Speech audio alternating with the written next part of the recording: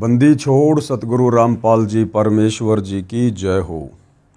परम पिता परमात्मा सारी सृष्टि के रचनहार कुल मालिक असंख्य ब्रह्मांडों के स्वामी जगत गुरु तीनों लोकों में प्रवेश करके सबका धारण पोषण करने वाले राजाधिराज आत्माधार नाथों के नाथ देवों के देव महादेव सर्वेश्वर महेश्वर मृत्युंजय अजरो अमर आदि अनादि सनातनी प्रभु जगत पिता जगदीश्वर श्री श्री 1008 की उपाधि के वास्तविक अधिकारी अकाल मूरत सौद स्वरूपी राम वासुदेव सर्वगतम ब्रह्म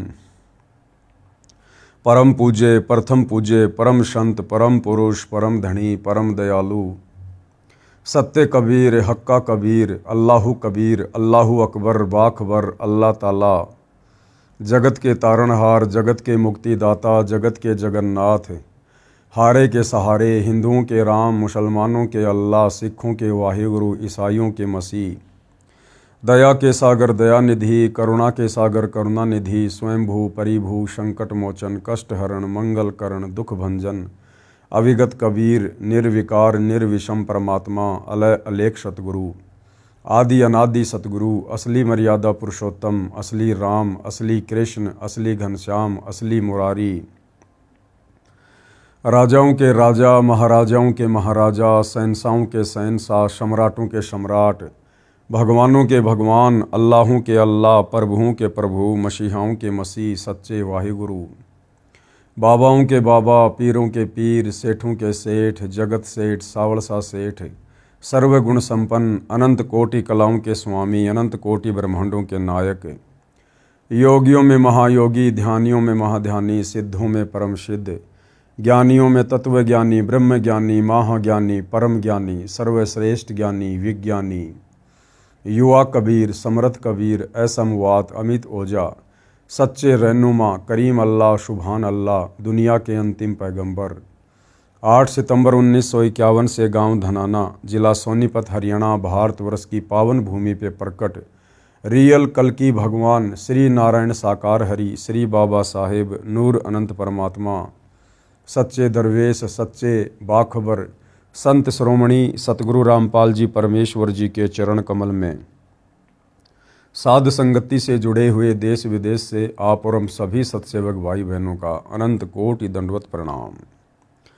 सत्साई भाई और बहनों, बहुत बड़ी दया बहुत बड़ी मेहर पूज्य गुरुदेव भगवान की परमेश्वर रामपाल जी की, जिनके शुभ आशीर्वाद से विशेष आशीर्वाद से आप और हम सभी भाई बहन विशेषकर हिंदू समाज से जुड़े श्रद्धालुओं को अपने ही धर्म के विषय में अपने ही पंथ के विषय में अपने ही धर्म की पवित्र पुस्तकों के विषय में वो गूढ़ और अनसुनी सच्चाई अब सुनने और समझने को मिल रही है, जो सच्चाई हमें सदियों से हमारे ज्ञानहीन धर्म गुरु नहीं बता पाए नहीं समझा पाए।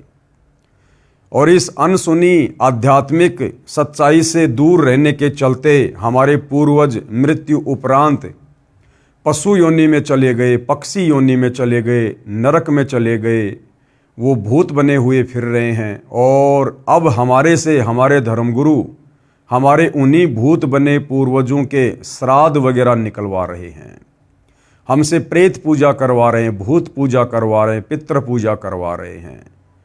इस आध्यात्मिक ज्ञान की नासमझी के कारण हमारे धर्मगुरुओं ने हमारे पूर्वजों की दुर्गति करवा दी और हमारी भी दुर्गति करवाने की दिशा में हमें आगे बढ़ा रहे थे।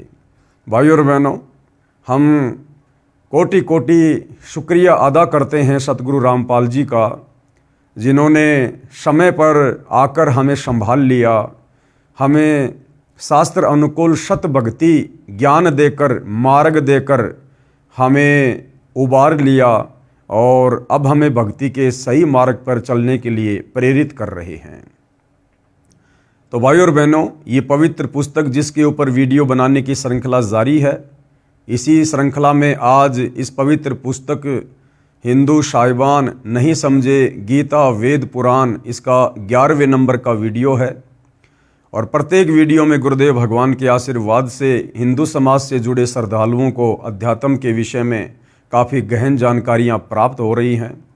और भाइयों और बहनों, जब तक हमें इस बात का पता नहीं चलेगा कि सृष्टि की रचना कैसे हुई है, आप और हम कौन हैं, क्यों पैदा हो रहे हैं, क्यों मर रहे हैं, इस जन्म से पहले हम कहाँ थे, किस योनि में थे, और यदि सत भक्ति शास्त्र अनुकूल सच्चे सतगुरु से लेकर नहीं की तो ये शरीर छूटने के बाद हम कहाँ जाएंगे, किस लोक में जाएंगे, किस योनि में जाएंगे, हमारे बच्चे कहाँ जाएंगे, हमारा परिवार कहाँ जाएगा। तो जब तक भाई और बहनों हमें इस गूढ़ सच्चाई का पता नहीं चलेगा, जिस गूढ़ सच्चाई को आत्मज्ञान कहते हैं, यानी जीव की अपने विषय में संपूर्ण जानकारी आत्मज्ञान के अंतर्गत आती है। तो जब तक हमें आत्मज्ञान नहीं होगा तब तक हम परमात्म ज्ञान को प्राप्त करने की दिशा में आगे नहीं बढ़ेंगे, हमारी रुचि नहीं बन पाएगी। और जब हमारे को परमात्म ज्ञान की दिशा में आगे बढ़ने की प्रेरणा मिलेगी तो फिर हमारे लिए ये जानना अति आवश्यक हो जाता है कि ये हमारे देवी देवता कौन हैं, ये ब्रह्मा विष्णु महेश कौन हैं, हम जीव श्रेणी में क्यों हैं, वो देव श्रेणी में क्यों हैं, परमात्मा कौन है, कैसा है, कहाँ रहता है, कैसे मिलेगा। इन शास्त्रों में परमात्मा की भक्ति से प्राप्त जिन सुखों का वर्णन है वो सुख भक्ति करते करते हमें क्यों नहीं प्राप्त हो रहे, किस विधि से वो सुख मिलेंगे। फिर भाइयों और बहनों हम इस परमात्म ज्ञान को प्राप्त करने की दिशा में सोचेंगे और सोचेंगे तो निसंदेह फिर हमें रास्ता भी मिलेगा, और रास्ता मिलेगा तो फिर हम निसंदेह आगे की ओर बढ़ने का भी प्रयास करेंगे। तो भाइयों और बहनों, सतगुरु रामपाल जी के कर कमल से लिखित यह पवित्र पुस्तक हिंदू साहिबान नहीं समझे गीता वेद पुराण हमें इसी निष्कर्ष पर लेकर जाएगी यदि हमने इस पुस्तक को अंत तक निष्पक्ष होकर धैर्य के साथ पूरा पढ़ा या पूरा सुना। तो आज जो 5वां अध्याय है इस पुस्तक का, इस 5वें अध्याय में सतगुरु रामपाल जी हमें बताएंगे कि श्री ब्रह्मा जी, श्री विष्णु जी, श्री शिव जी के माता पिता की जानकारी। तत्व ज्ञान के अभाव में सदियों से हमारे तमाम धर्म गुरुओं ने, आचार्य शंकराचार्यों ने ब्रह्मा विष्णु महेश जी के विषय में हमें यही बताया, यही पढ़ाया, यही समझाया कि ब्रह्मा विष्णु महेश ही इस सृष्टि को चला रहे हैं। ब्रह्मा जी सृष्टि की उत्पत्ति करते हैं, विष्णु जी इसका पालन पोषण करते हैं और शंकर जी फिर संहार करते हैं। ये तीनों देवता ही सर्वश्रेष्ठ हैं, इनसे ऊपर कोई भगवान नहीं है, कोई परमात्मा नहीं है। अब भाइयों और बहनों विचार करो, ये तीनों देवता भी सर्वश्रेष्ठ कहाँ हुए जो इन तीनों देवताओं को एक एक कार्य करना पड़ रहा है। अगर यही सर्वश्रेष्ठ परमात्मा होते तो ये सारा का सारा कार्य तो इनमें से अकेला कोई एक ही कर लेता, लेकिन तीनों देवताओं को अलग अलग कार्य करने पड़ रहे हैं। जीवों की उत्पत्ति का कार्य श्री ब्रह्मा जी कर रहे हैं, जीवों के पालन पोषण का कार्य श्री विष्णु जी कर रहे हैं, और अंत में मारने पीटने का, संहार करने का कार्य श्री शंकर जी कर रहे हैं। तो ये फिर आधे अधूरे हुए, ये कंप्लीट कहाँ हुए। अगर कंप्लीट होता तो इनमें से कोई एक ये सारे कार्य कर लेता, क्योंकि परमात्मा तो समर्थ होता है, सक्षम होता है। तो भाइयों और बहनों, हमारे धर्मगुरुओं को हमारे ही धर्मशास्त्रों का ज्ञान नहीं था, क्योंकि ये ज्ञान तत्वदर्शी संत की शरण ग्रहण किए बिना नहीं हो सकता। हमारी बुद्धि नहीं खुल सकती। हम सब जीव कैटेगरी के प्राणी हैं, वो चाहे हमारे धर्मगुरु हो, चाहे 33 करोड़ देवी देवता हो, चाहे ब्रह्मा विष्णु महेश हो, हम सब जीव कैटेगरी में हैं। और ये कार्य स्वयं परमात्मा ही संत रूप धारण करके, तत्वदर्शी संत का रूप धारण करके, वो परमात्मा परम अक्षर ब्रह्म सच्चिदानंद घन ब्रह्म, वो कबीर देव, वो परमेश्वर स्वयं ही इस भेद को आकर खोलते हैं।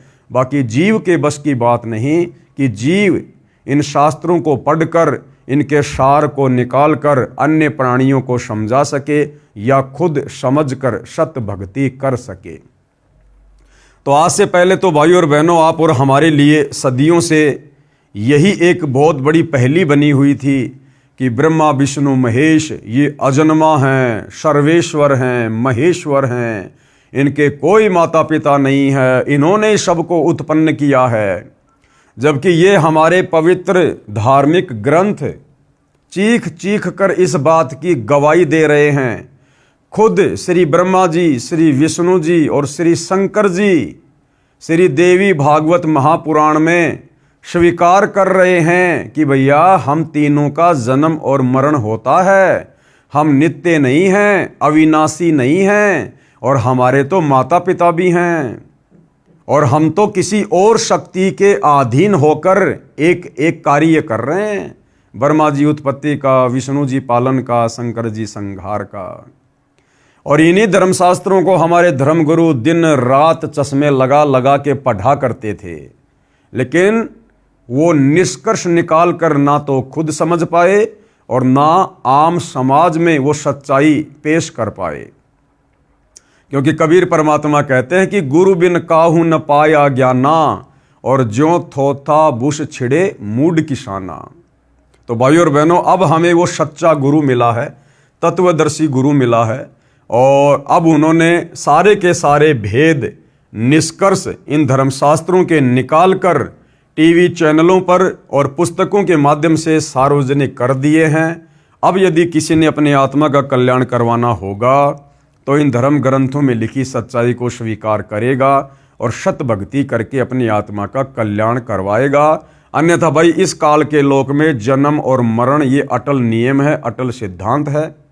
84 लाख योनियां भोगो, 84 लाख योनियां भोगने के बाद परमात्मा का विधान है एक मनुष्य जन्म देता ही देता है। उस मनुष्य जन्म को फिर हम इसी प्रकार से बर्बाद कर जाएंगे, फिर 84 लाख योनियों में जाएंगे, फिर नरक भोगेंगे। ये चक्कर युगों युगों से चलता आ रहा है। और यदि आज हमने आंखें नहीं खोली, सतगुरु रामपाल जी की शरण ग्रहण करके शास्त्र अनुकूल सत भक्ति की शुरुआत नहीं की, तो ये जन्म मरण और लक 84 का चक्कर भाइयों और बहनों हमारा अंत काल तक चलेगा, नहीं मिटेगा। तो सतगुरु रामपाल जी हमें क्या जानकारी दे रहे हैं श्री ब्रह्मा विष्णु महेश जी के माता पिता के विषय में, इनकी जन्म और मृत्यु के विषय में। प्रश्न नंबर 28। अब हिंदू समाज के भाई बहन सतगुरु रामपाल जी से प्रश्न कर रहे हैं, काफी कुछ जानने और समझने के बाद, कोई ये प्रमाण दिखाओ कि श्री ब्रह्मा जी, श्री विष्णु जी तथा श्री शिव जी के माता पिता हैं। ऊपर इस पुस्तक के ऊपर 10 वीडियो बन चुके हैं और काफी कुछ जानकारी सतगुरु रामपाल जी ने हिंदू भाई बहनों को हिंदू धर्मशास्त्रों से दिखाई, तो उनकी आंखें खुलने लगी और अब उनकी जिज्ञासा आगे से आगे अध्यात्म को जानने की हो रही है। तो उसी जिज्ञासा के अंतर्गत उन्होंने सवाल किया सतगुरु रामपाल जी से। जब सतगुरु रामपाल जी ने कहा कि भैया आपके ब्रह्मा विष्णु महेश, इनके तो माता पिता हैं, इनके तो जन्म मृत्यु होती है, इनका खुद का मोक्ष नहीं है, ये खुद भी लक 84 योनियों में जाते हैं, नरक भोगते हैं। तो फिर हिंदू श्रद्धालुओं ने पूछा, जी इसका कोई प्रमाण दिखाओ कि श्री ब्रह्मा जी, श्री विष्णु जी तथा श्री शिव जी के माता पिता हैं। तो सतगुरु रामपाल जी प्रमाण दिखा रहे हैं। श्री देवी महापुराण, ये गीता प्रेस गोरखपुर से प्रकाशित है। इसके 3रे स्कंद के अध्याय 4 और 5 में श्री विष्णु जी ने अपनी माता दुर्गा की स्तुति करते हुए कहा है कि हे मात, यानी भगवान विष्णु जिसको हम पूर्ण परमात्मा मान रहे थे, अजन्मा मान रहे थे, और इस श्री देवी महापुराण में श्री विष्णु जी खुद देवी दुर्गा को माता कहकर संबोधित कर रहे हैं। और क्या कह रहे हैं? हे मात, आप शुद्ध स्वरूपा हो, सारा संसार आपसे ही उद्भाषित हो रहा है। यानी विष्णु जी कह रहे हैं कि हे माता दुर्गा, ये सारा संसार आपसे ही चलायमान है, हम आपकी कृपा से विद्यमान हैं। विष्णु जी कह रहे हैं कि मैं, ब्रह्मा और शंकर, हम तीनों तो आपकी दया से विद्यमान हैं। मैं कौन? विष्णु जी। मैं ब्रह्मा और शंकर तो जन्मते मरते हैं। अभी भाइयों और बहनों आपको मौखिक दिखाया जा रहा है, आगे आपको इसी देवी महापुराण से दिखाया जाएगा। खुद श्री विष्णु जी स्वीकार कर रहे हैं कि मैं ब्रह्मा और शंकर तो जन्मते और मरते हैं, हमारा तो जन्म और मृत्यु होता है, हम अविनाशी नहीं हैं। हमारा तो आविर्भाव यानी जन्म तथा तिरोभाव यानी मृत्यु हुआ करता है। विष्णु जी कह रहे हैं कि हे माते, हमारा तो जन्म और मृत्यु होता है, हम अविनाशी नहीं हैं। अविनाशी यानी जिसकी कभी मृत्यु ना हो। तो विष्णु जी कह रहे हैं कि हम तीनों देवता अविनाशी नहीं हैं, हम तो नाशवान हैं, हम जन्मते हैं और मरते हैं। तुम ही जगत जननी और सनातनी देवी हो और प्रकृति देवी हो।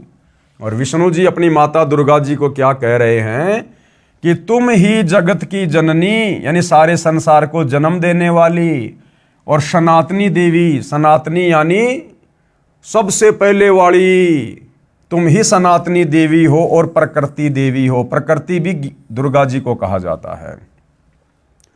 अब श्री विष्णु जी को केवल इतना ही ज्ञान है, अपने विषय में इन्होंने सच्चाई बता दी, परंतु अब श्री विष्णु जी देवी दुर्गा से ऊपर नहीं जानते कि कोई और भी भगवान है, कोई और भी परमात्मा है।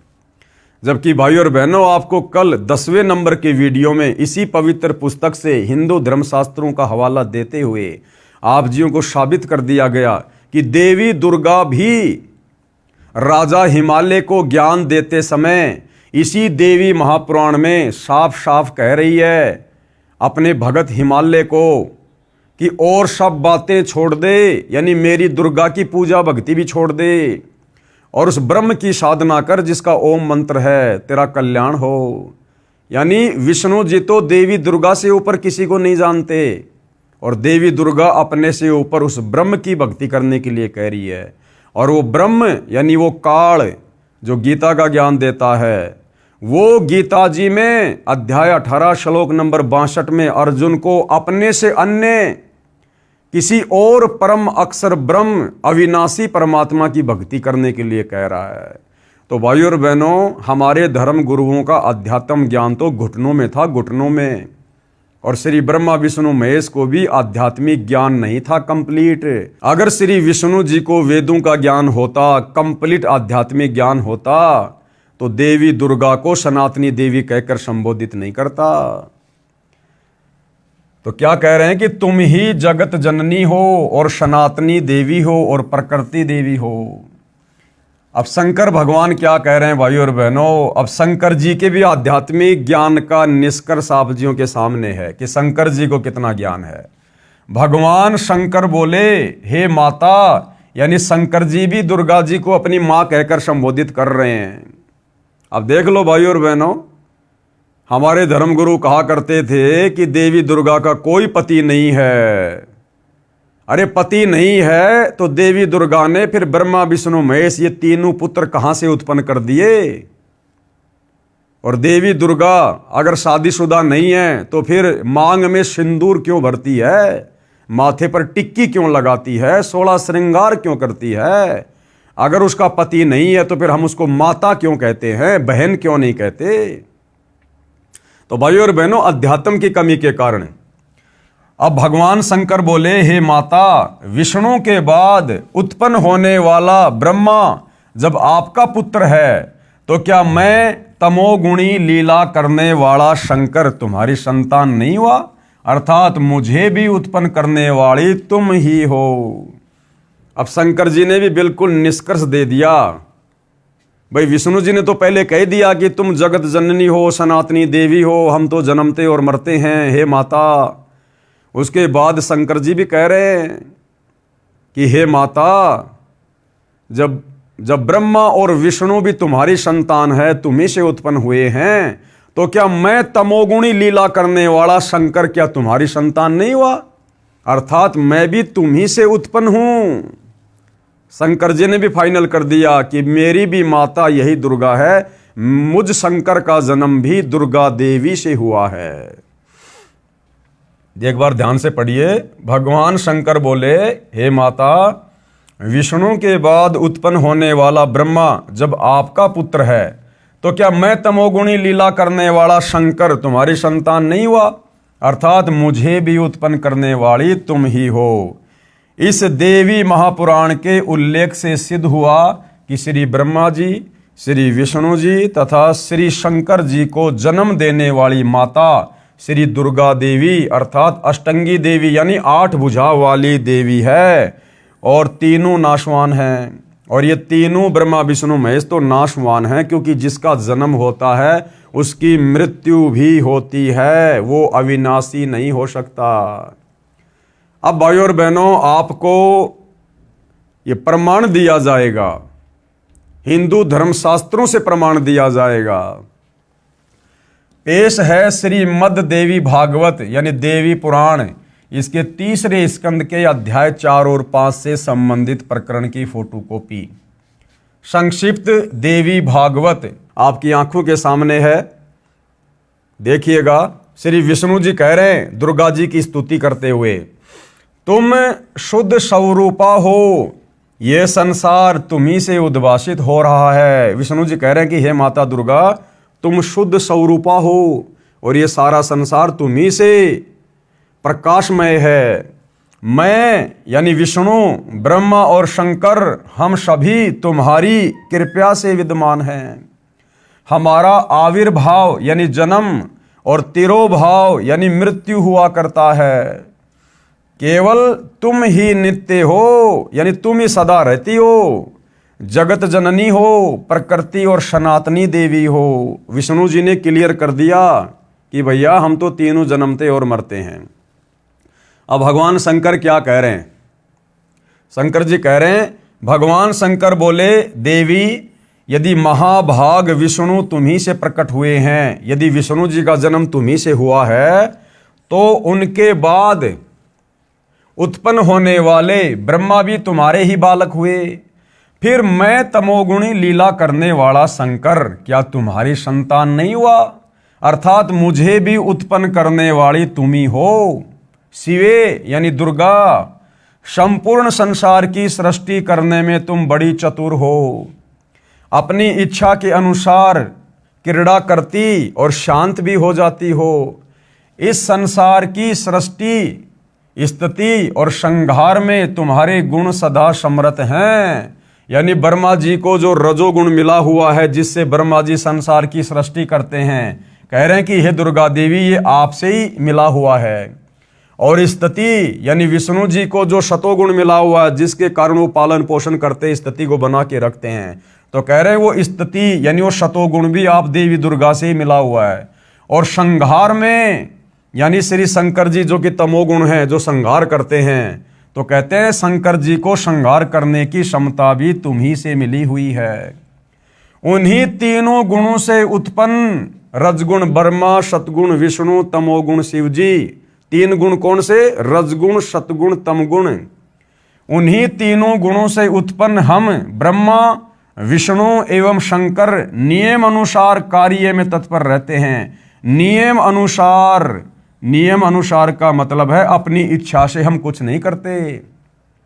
आपने हमें जो ड्यूटी दे रखी है, जो कार्य दे रखा है, एक एक ये गुण देकर ब्रह्मा जी को रजोगुण युक्त बनाकर, मुझे शतोगुण बनाकर और शंकर जी को तमोगुण बनाकर आपने जो ये ड्यूटी दे रखी है, स्थिति की, उत्पत्ति की और संहार की, कह रहे हम तीनों देवता आपके अधीन होकर नियम अनुसार यानी जो आपकी आज्ञा होती है, हम तो कार्य में तत्पर रहते हैं। तो भाइयों और बहनों, इस छोटे से प्रकरण ने ये स्पष्ट कर दिया कि ब्रह्मा विष्णु महेश की जन्म और मृत्यु होती है, ये अविनाशी नहीं है।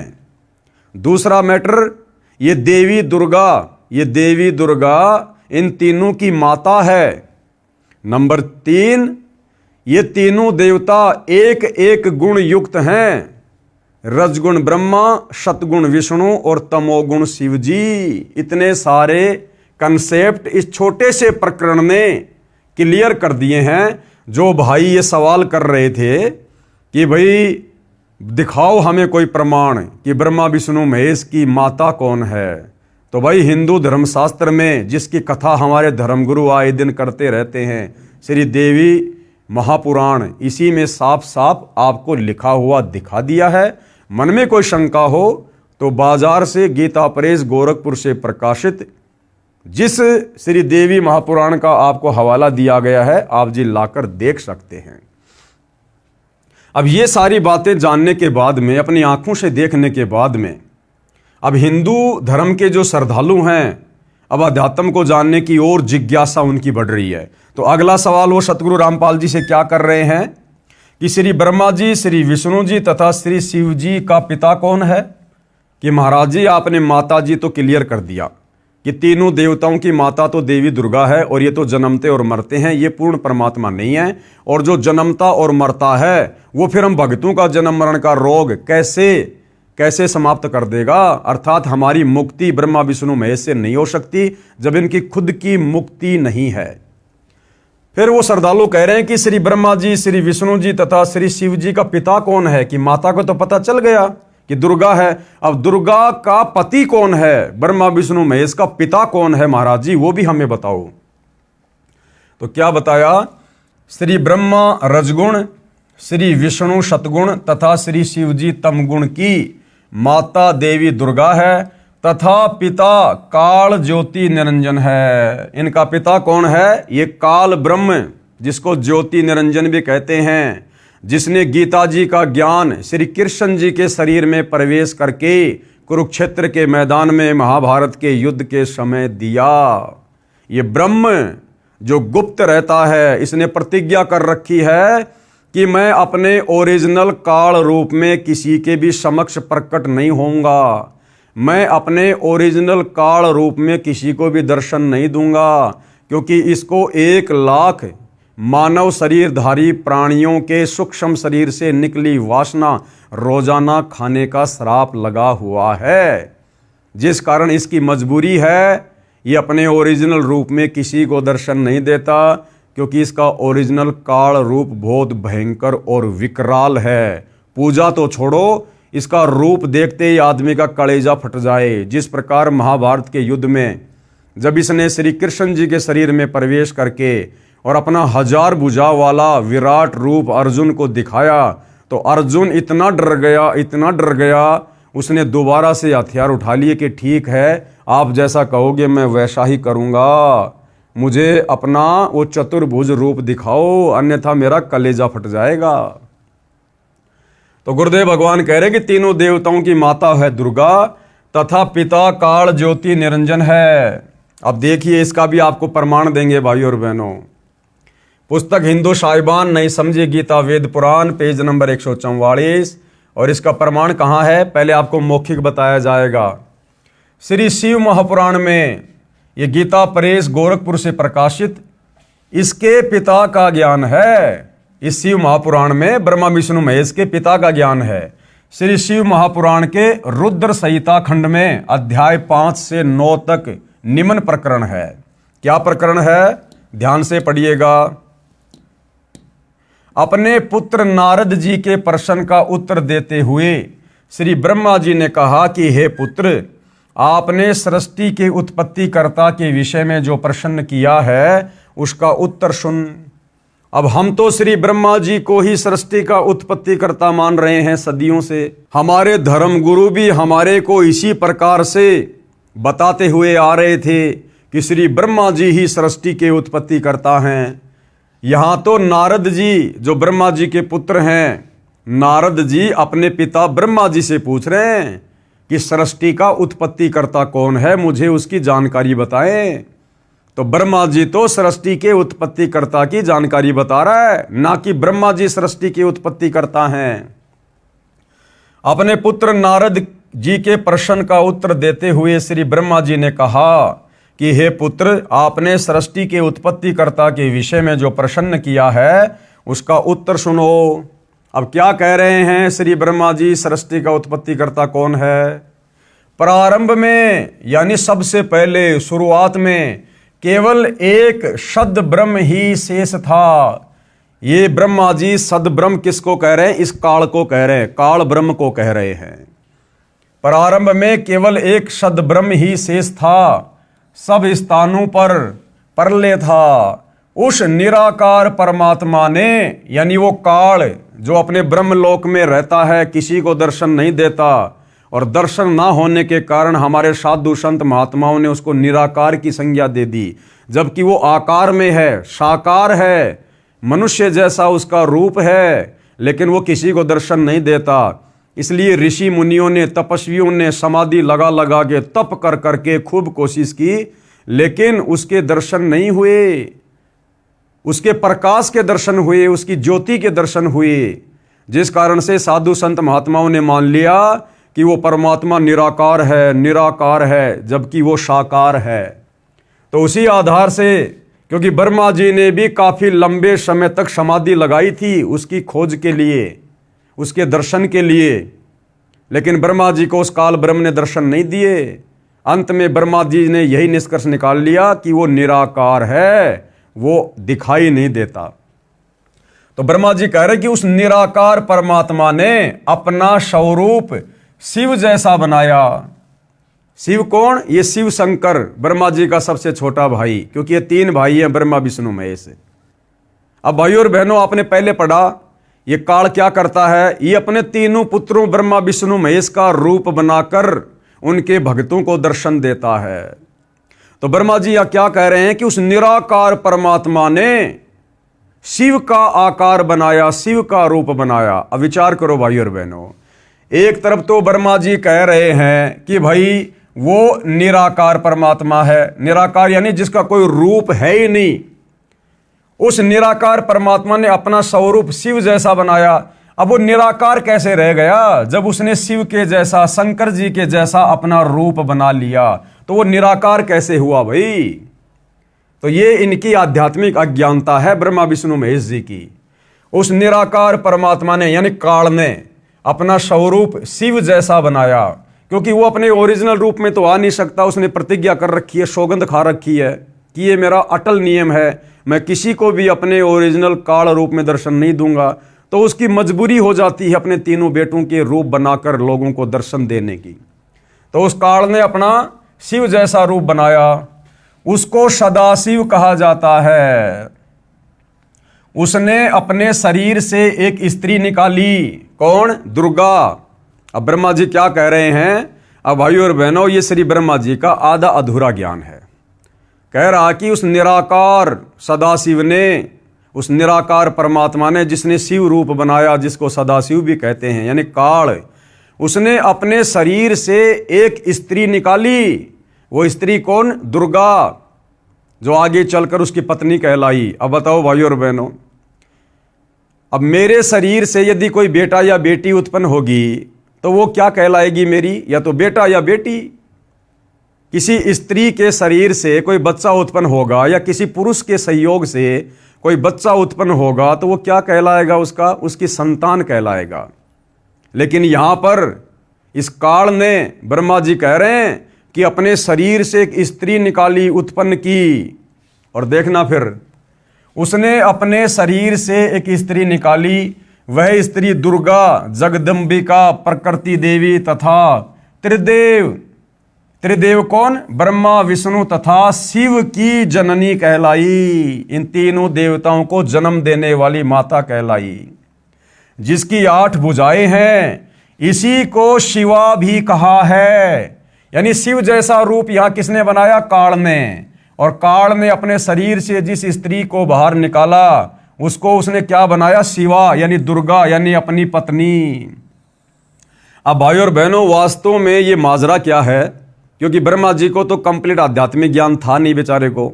इसने तो अटपट करके कुछ वेदों को पढ़ा, कुछ परमात्मा से हल्की फुल्की सृष्टि रचना को समझा, और इसने अपना आधा अधूरा ज्ञान यहां पेश कर दिया। असल में जब आप सृष्टि रचना पढ़ेंगे, सतगुरु रामपाल जी के कर कमल से लिखी हुई, हमारे धर्मशास्त्रों से प्रमाणित, तब आपको पता चलेगा भाइयों और बहनों कि ये काल, ये दुर्गा और हम सभी आत्माएं जो 21 ब्रह्मांड में यहाँ हैं, जन्म रहे, मर रहे हैं, गधे कुत्ते बन रहे हैं, हम सभी सतलोक में रहा करते थे परमपिता परमात्मा के पास, कबीर देव भगवान के पास में। वहां पर इस काल ने भाइयों और बहनों मनमुखी आचरण करना शुरू कर दिया। इसने तप करना शुरू कर दिया, और इसके तप के बदले परमात्मा ने इसको 21 ब्रह्मांड दे दिए, अलग से राज्य दे दिया। और हम जितनी भी आत्माएं थी वहां, जो वर्तमान में इस काल के इस गंदे लोक में गधे कुत्ते सूअर बन के घूम रहे हैं, इंसान बन के घूम रहे हैं, देवी देवता बन के घूम रहे हैं, हम सब इस काल के ऊपर आसक्त हो गए। जब ये तब कर रहा था तो हम इसको देखने के लिए जाया करते थे और इसकी महिमा किया करते थे कि वाह जी वाह, इतने लंबे समय से एक पैर पे खड़ा होकर तप कर रहा, क्या बात है। हम इसके ऊपर आसक्त हो गए। अब हमारे कबीर भगवान ने देखा कि अब ये आत्माएं मेरे किसी काम की नहीं है, ये मुझ एकमात्र सर्वश्रेष्ठ भगवान को छोड़कर, यानी मेरे से आस्था हटाकर और इस दो कोडी के जीव में, इस काल में, अपने जैसे इस प्राणी में ये अपनी आसक्ता लगा बैठे हैं। तो कहते हैं गुरु को तजे भजे जो आना, ता पशुओं को फोकट ज्ञाना। तो परमात्मा ने उसके तप के बदले 21 ब्रह्मांड दे दिए और हम सभी आत्माओं ने भी उसके साथ 21 ब्रह्मांडों में आने की सहमति व्यक्त कर दी, हाथ ऊपर खड़ा करके अपने भगवान के सामने, ये सोचकर कि हमें ना जाने सतलोक से भी ज्यादा सुख मिलेंगे यहां इसके पास में। और सबसे पहले भाई और बहनों, जिस आत्मा ने परमात्मा के पूछने पर कि कौन कौन इस काल के साथ जाना चाहता है, सबसे पहले जिस एक आत्मा ने हाथ खड़ा किया था, उस आत्मा को परमात्मा ने एक स्त्री का रूप बनाया जिसको दुर्गा कहते, अष्टंगी कहते हैं। और उस दुर्गा को परमात्मा ने इस काल के पास में छोड़ दिया था, वहीं सतलोक में। और हम जितनी भी आत्माएं थी जिन्होंने यश किया था, हमारा सूक्ष्म रूप बनाकर, सूक्ष्म रूप में दुर्गा के अंदर जो है वो प्रविष्ट कर दिया था। अब इस काल ब्रह्म ने दुर्गा के युवा रूप को देखकर, लड़की रूप को देखकर इसके मन में दोष उत्पन्न हो गया और इसने दुर्गा के साथ में बलात्कार करने का प्रयास किया, बदतमीजी करने का प्रयास किया। तो दुर्गा ने इसको बहुत समझाया कि भाई देख, हम दोनों एक ही पिता की संतान हैं।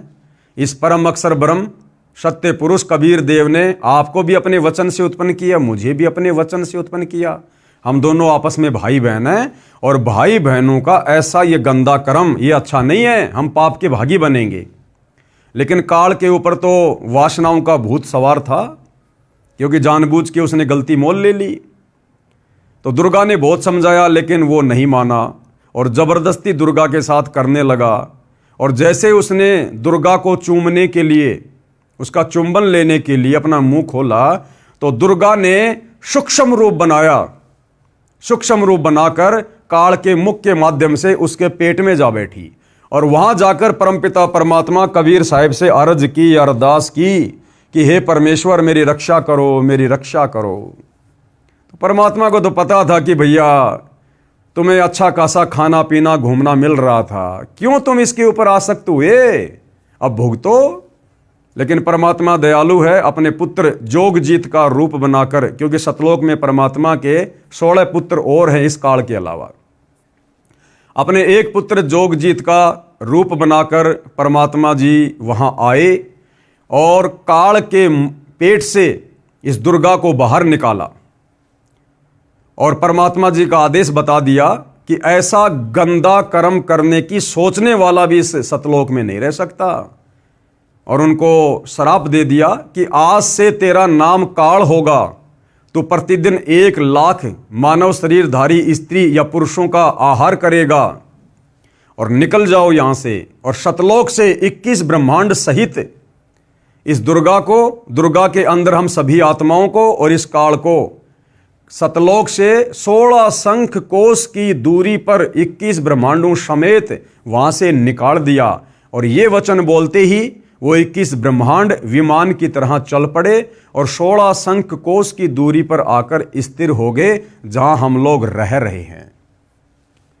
उसके बाद भाई और बहनों, इस काल ने फिर अपनी मनमानी की कि अब मेरा कौन क्या बिगाड़ेगा, मुझे सतलोक से तो धक्के मार के निकाल दिया परमात्मा ने, अब मेरा कौन क्या बिगाड़ेगा।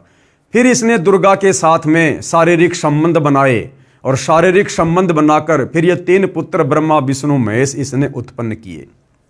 और इनको उत्पन्न करके फिर इस काल ने प्रतिज्ञा की कि मैं आज के बाद किसी के सामने प्रकट नहीं होऊंगा, अपने ओरिजिनल काल रूप में किसी को दर्शन नहीं दूंगा। और इन तीनों बेटों के माध्यम से दुर्गा के द्वारा हम सब की यहां पर इसने दुर्गति करवा रखी है। ब्रह्मा के माध्यम से उत्पत्ति करवाता है, विष्णु के माध्यम से पालन पोषण करवाता है और शंकर जी के माध्यम से हमारा संहार करवाता है। इस प्रकार ये काल प्रतिदिन 1,00,000 मानव शरीरधारी स्त्री पुरुषों का आहार करता है। हम मरने के बाद कहाँ जाते हैं? सबसे पहले सूक्ष्म शरीर में ये आत्मा वहीं जाती है और सूक्ष्म शरीर से फिर ये जमा वासना को निकाल निकाल के खाता है, जो इसका भोजन है। तो सृष्टि रचना के माध्यम से हमें पता चलेगा। तो इस प्रकार से श्री ब्रह्मा जी नारद को कुछ तो सृष्टि रचना सुनकर आधी अधूरी और कुछ वेदों को पढ़कर कह रहा है कि उस सदाशिव ने अपने शरीर से एक स्त्री को निकाला जिसको शिवा कहा जाता है। तो वो कबीर परमात्मा ने अपने पुत्र जोगजीत का रूप बनाकर काल के पेट से दुर्गा को बाहर निकाला था। ये दोनों फिर आपस में पति पत्नी कहलाए इस लोक में आने के बाद। अब ध्यान से पढ़िए, अब समझ में आएगा।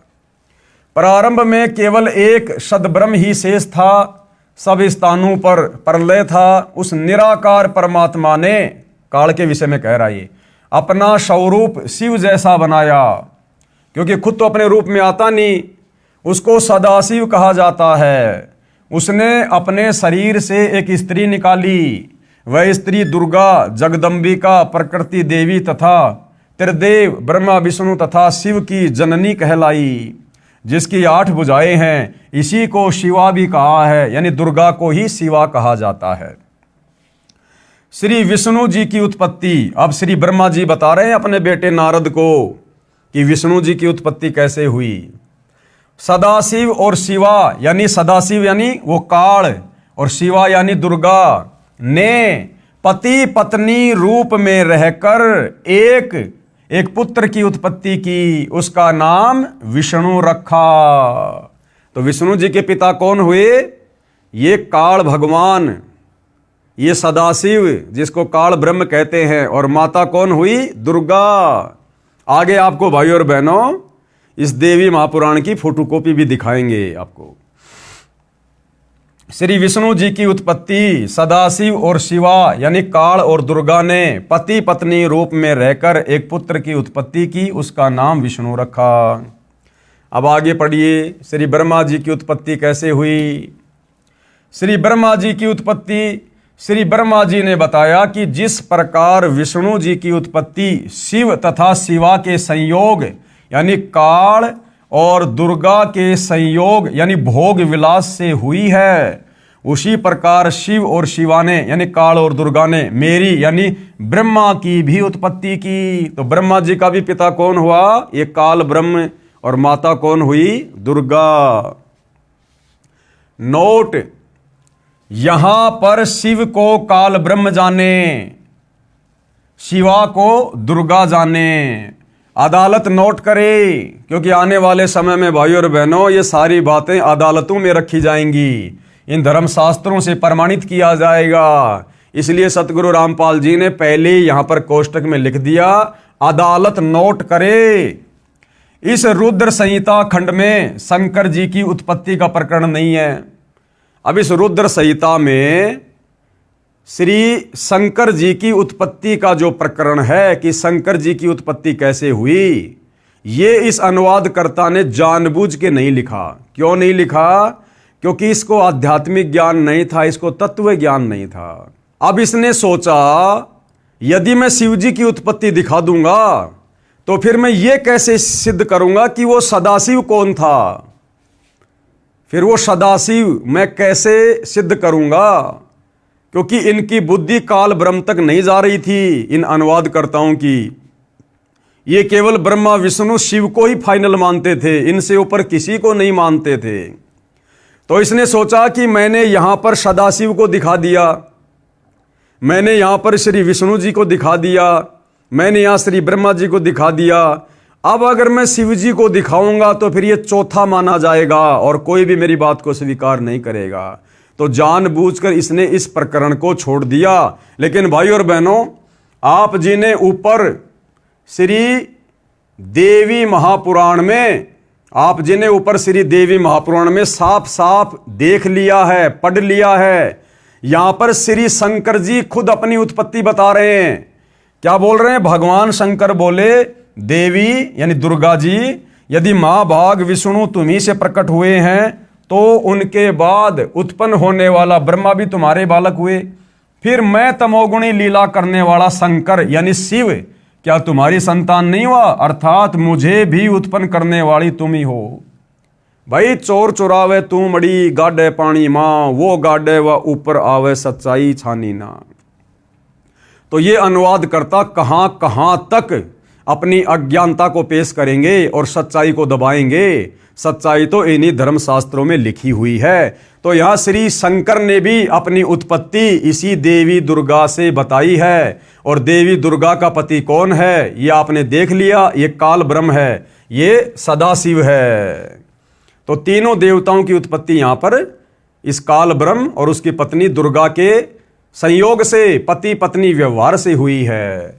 इस रुद्र संहिता खंड में शंकर जी की उत्पत्ति का प्रकरण नहीं है, यह अनुवादकर्ता की गलती है। वैसे देवी पुराण में शंकर जी ने स्वयं स्वीकारा है कि मेरा जन्म दुर्गा यानी प्रकृति से हुआ है, जो अभी आपको दिखाया गया। पेश है संक्षिप्त शिव पुराण की रुद्र संहिता खंड से संक्षिप्त प्रकरण की फोटोकॉपी। अभी तो आपको केवल मौखिक दिखाया गया है, अब आपको इसी पवित्र ग्रंथ से दिखाया जाएगा कि इन तीनों देवताओं की माता है दुर्गा और इनके पिता का नाम है काल ब्रह्म। तो ये संक्षिप्त शिव पुराण अपने पुत्र नारद की ये बात सुनकर लोक पितामह ब्रह्मा वहां इस प्रकार बोले। यानी नारद जी ने क्या सवाल किया था कि मुझे सृष्टि की रचना के विषय में बताओ, संसार की उत्पत्ति के विषय में बताओ। तो यहां पर ब्रह्मा जी क्या बता रहे हैं? ब्रह्मा जी ने कहा ब्रह्मन देव शिरोमणे, तुम सदा समस्त जगत के उपकार में ही लगे रहते हो। तुमने लोगों के हित की कामना से ये बहुत उत्तम बात पूछी है, जिसके सुनने से संपूर्ण लोगों के समस्त पापों का क्षय हो जाता है। उस अनामे शिव तत्व का मैं तुमसे वर्णन करता हूँ। शिव तत्व का स्वरूप बड़ा ही उत्कृष्ट और अद्भुत है। जिस समय समस्त चराचर जगत नष्ट हो गया था, सर्वत्र केवल अंधकार ही अंधकार था। न सूर्य दिखाई देते थे, न चंद्रमा, अनन्य ग्रहों और नक्षत्रों का भी पता नहीं था। न दिन होता था न रात, अग्नि पृथ्वी वायु और जल भी सत्ता नहीं थी। प्रधान तत्व अव्याकृत प्रकृति से रहित सोना आकाश मात्र शेष था। दूसरे किसी तेज की उपलब्धि नहीं थी। यानी जब तक इस काल और दुर्गा को परमात्मा ने सतलोक से नहीं निकाला था, 21 ब्रह्मांड नहीं दिए थे, उस समय का वर्णन यहां पर ब्रह्मा जी कर रहे हैं कि उस समय कुछ भी नहीं था। ना ये सूर्य था, ना चंद्रमा था, ना जल था, कुछ भी नहीं था। अदृष्ट आदि का भी अस्तित्व नहीं था, यानी इस काल का भी अस्तित्व नहीं था। शब्द और स्पर्श भी साथ छोड़ चुके थे। गंध और रूप की अभिव्यक्ति नहीं होती थी। रस का भी अभाव हो गया था। दिशाओं का भी भान नहीं होता था। इस प्रकार सब और निरंतर सूची भेद घोर अंधकार फैला हुआ था। उस समय तत्सद ब्रह्म यानी वो सदाशिव काल तत्सद ब्रह्म इस श्रुति में जो सत्य सुना जाता है एकमात्र वही शेष था। जब यह वह ऐसा जो इत्यादि रूप से निर्दिष्ट होने वाला भावात्मक जगत नहीं था, उस समय एकमात्र वह सत्य ही शेष था, जिसे योगीजन अपने हृदयाकाश के भीतर निरंतर देखते हैं। वह सतत्व मन का विषय नहीं है। वाणी की भी वहां तक कभी पहुंच नहीं होती। वह नाम तथा रूप रंग से भी शून्य है। वह न स्थूल है, न कृश है, न हश्व है, न दीर्घ है तथा न लघु है, न गुरु। उसमें न कभी वृद्धि होती है, न हास होता है। श्रुति भी उसके विषय में चकित भाव से है। इतना ही कहती है, अर्थात उसकी सत्ता मात्र का ही निरूपण कर पाती है। उसका कोई विशेष विवरण देने में असमर्थ हो जाती है। वह सत्य ज्ञान स्वरूप अनंत परमानंदमय परम ज्योति स्वरूप अप्रमेय आधार रहित निर्विकार निराकार निर्गुण योगी गम्य सर्वव्यापी सबका एकमात्र कारण निर्विकल्प निरारंभ माया शून्य उपद्रव रहित अद्वितीय अनादि अनंत संकोच विकास से शून्य तथा चिन्मय है। जिस परब्रह्म के विषय में ज्ञान और अज्ञान से परिपूर्ण उक्तियों द्वारा इस प्रकार ऊपर बताए अनुसार विकल्प किए जाते हैं, उसने कुछ काल के बाद सृष्टि का समय आने पर द्वितीय की इच्छा प्रकट की। यानी काल ने कुछ समय बाद में ब्रह्मा जी कह रहे हैं कि द्वितीय की उत्पत्ति की, यानी अपने से अन्य किसी और को पैदा करने की सोची। उसके भीतर एक से अनेक होने का संकल्प उदित हुआ। तब उस निराकार परमात्मा ने यानी काल ब्रह्म ने अपनी लीला शक्ति से अपने लिए मूर्ति यानी आकार की कल्पना की। यानी वो शंकर जी अपने बेटे के रूप में आने की उसने लीला की। वह मूर्ति संपूर्ण ऐश्वर्य गुणों से संपन्न, सर्व ज्ञानमयी, शुभ स्वरूपा, सर्वव्यापिनी, सर्वरूपा, सर्वदर्शनी मूर्ति चिन्मय आकार भगवान सदाशिव है। अवार्चिन और प्राचीन विद्वान उन्हीं को ईश्वर कहते हैं। यानी इन साधु संत महात्माओं को, ऋषि मुनियों को, आचार्यों शंकराचार्यों को केवल ये काल ही परमात्मा दिखाई देता है, जिसको निराकार निराकार कहते हैं। उस समय एकाकी रहकर स्वेच्छानुसार विहार करने वाले उन सदाशिव ने अपने विग्रह से यानी अपने शरीर से स्वयं ही एक स्वरूप भूता शक्ति की सृष्टि की। जबकि काल के पेट में सूक्ष्म रूप बनाकर जब दुर्गा बैठ गई थी, तो परमात्मा कबीर जी ने स्वयं ही अपने पुत्र जोगजीत का रूप बनाकर उसको पेट से बाहर निकाला था। लेकिन ब्रह्मा जी को सृष्टि रचना का कंप्लीट ज्ञान नहीं है, जो उनके अपने श्रीअंग से कभी अलग होने वाली नहीं थी।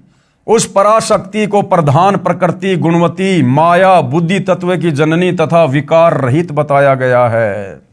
अरे भैया, वो तो विकारों से युक्त है, विकार रहित कहाँ है। वह शक्ति अंबिका कही गई। अंबिका यानी दुर्गा। हम गाना सुनते हैं ना, अम्बा है मेरी माँ, जगदम्बा है मेरी माँ। तो वह शक्ति क्या कहलाई? अंबिका यानी दुर्गा। उसी को प्रकृति देवी, सर्वेश्वरी और त्रिदेव जननी, त्रिदेव जननी यानी तीनों देवता ब्रह्मा विष्णु महेश की जननी माता, नित्या और मूल कारण भी कहते हैं। सदाशिव द्वारा यानी इस काल ब्रह्म के द्वारा प्रकट की गई उस शक्ति के 8 भुजाएं हैं। अब बताओ 8 भुजा किसके भैया? अंबिका के, दुर्गा के, जिसको अष्टंगी भी कहते हैं। उस शुभ लक्षणा देवी के मुख की शोभा विचित्र है। वह अकेली ही अपने मुखमंडल में सदा 1 सहस्त्र चंद्रमाओं की कांति धारण करती है। नाना प्रकार के आभूषण उसके श्रीअंग की शोभा बढ़ाते हैं। वह देवी नाना प्रकार की गतियों से संपन्न है और अनेक प्रकार के अस्त्र शस्त्र धारण करती है। उसके खुले हुए नेत्र खिले हुए कमल के समान जान पड़ते हैं। वह अचिंत्य तेज से जगमगाती है। वह सबकी योनि है। सबकी योनि यानी इस काल ने सभी जीवों को दुर्गा के माध्यम से उत्पन्न किया है, पति पत्नी व्यवहार करके, और सदा उधमशील रहती है। एकाकिनी होने पर भी वह माया संयोग वशात अनेक हो जाती है। और वे जो सदाशिव हैं, ये दुर्गा का पति काल सदाशिव, उन्हें परम पुरुष ईश्वर शिव शंभु और महेश्वर कहते हैं।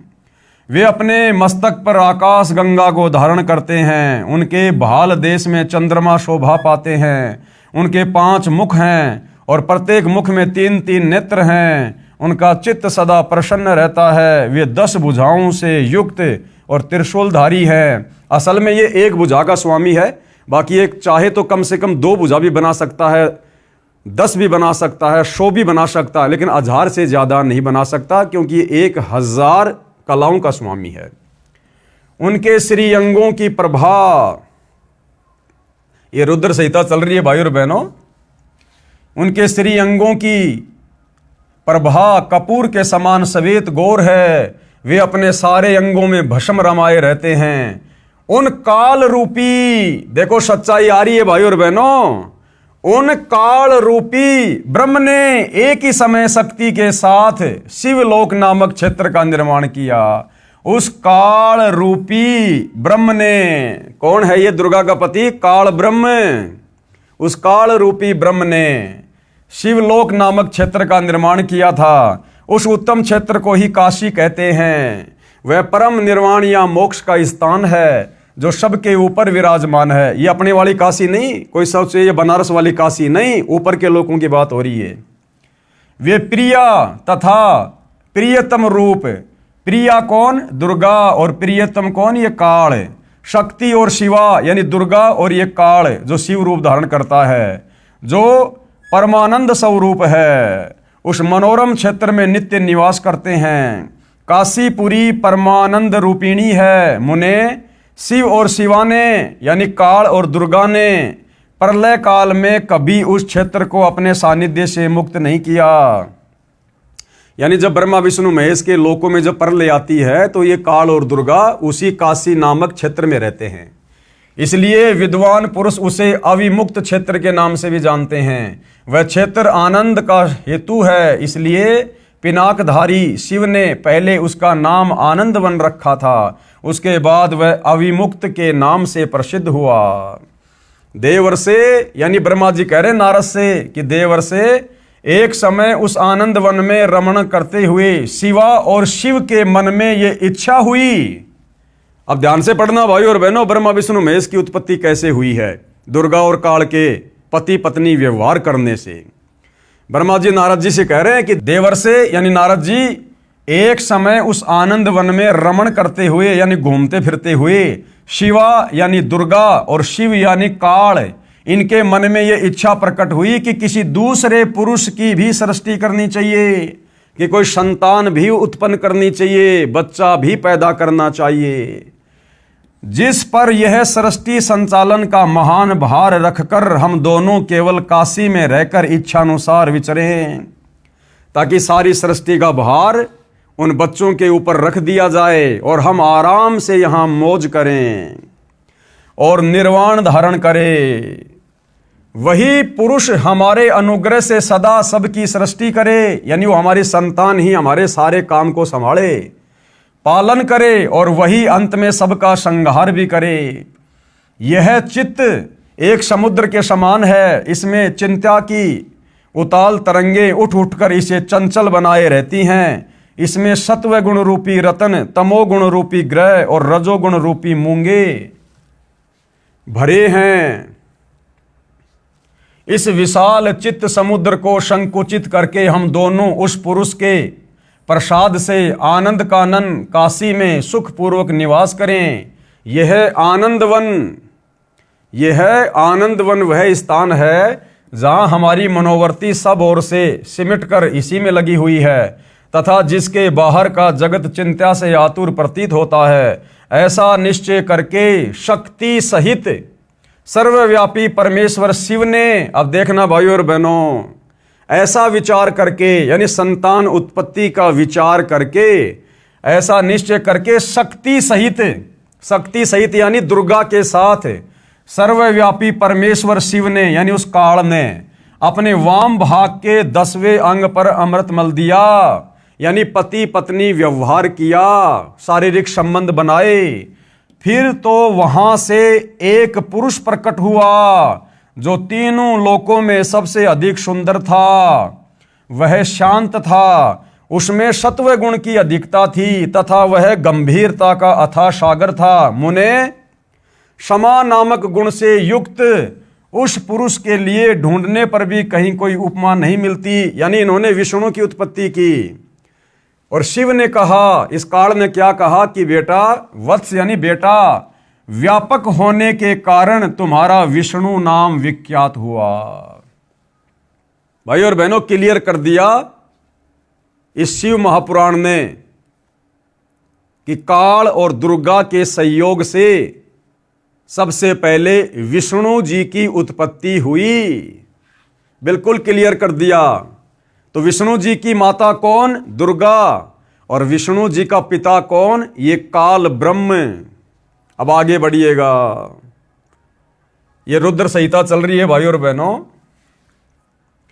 भगवान विष्णु की नाभि से कमल का प्रादुर्भाव, यानी फिर श्री विष्णु जी की नाभि से किस प्रकार ब्रह्मा जी की उत्पत्ति हुई, ये पढ़िएगा आप आगे।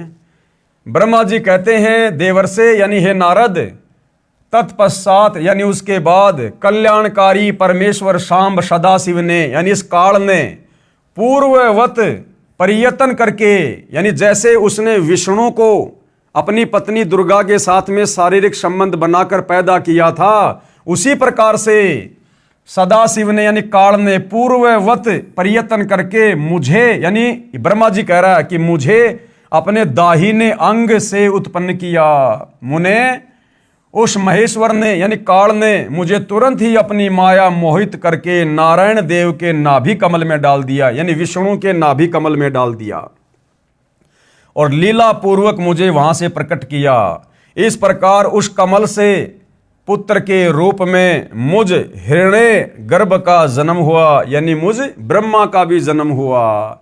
यानी ब्रह्मा जी अपने जन्म के विषय में अपने बेटे को बता रहे हैं। जिस ब्रह्मा को हम कह रहे थे कि ब्रह्मा विष्णु महेश तो आदि अनादि हैं, इनका कोई माता पिता नहीं है, इनकी कभी जन्म नहीं होती, इनकी मृत्यु नहीं होती। देख लो भाई और बहनों, हमारे शास्त्रों में लिखा हुआ है और ये हमारे धर्मगुरु आज तक हमारे को इन शास्त्रों में लिखे होने के बावजूद भी ढूंढकर, पढ़कर, समझकर हमें नहीं बता पाए, समाज के सामने पेश नहीं कर पाए और सदियों से हमारे को भक्ति और भगवान के नाम पर अंधेरे में रखा। इस प्रकार ब्रह्मा, विष्णु तथा रुद्र, इन तीन देवताओं में गुण हैं। ये रुद्र कौन है? शिव जी। इस प्रकार ब्रह्मा, विष्णु और रुद्र, इन तीन देवताओं में गुण हैं। इस ब्रह्मा जी में काल और दुर्गा ने रजोगुण डाल दिया, रजोगुण युक्त कर दिया और सृष्टि आगे उत्पन्न कैसे होगी ये ब्रह्मा जी के ऊपर छोड़ दिया कि ब्रह्मा जी विषय वासनाओं में लोगों को फंसाकर रजोगुण के प्रभाव से संतान उत्पत्ति करवाएगा। विष्णु जी को शतोगुण से युक्त कर दिया कि ये जो विष्णु है अपने शतोगुण के प्रभाव से इस परिवार में लोगों को बांध के रखेगा, मेरा बेटा मेरी बेटी। और ये जो रुद्र है, जो शिव शंकर है, इसको तमोगुण से युक्त कर दिया कि ये अंत में लोगों के मन मुटाव करवा के, लड़ाई झगड़ा करवा के, किसी भी कारण से उनको मार मार के और इस काल के भोजन के लिए तैयार करेगा। तो तीनों देवता उत्पन्न कर दिए, तीन संतान उत्पन्न कर दी इन्होंने।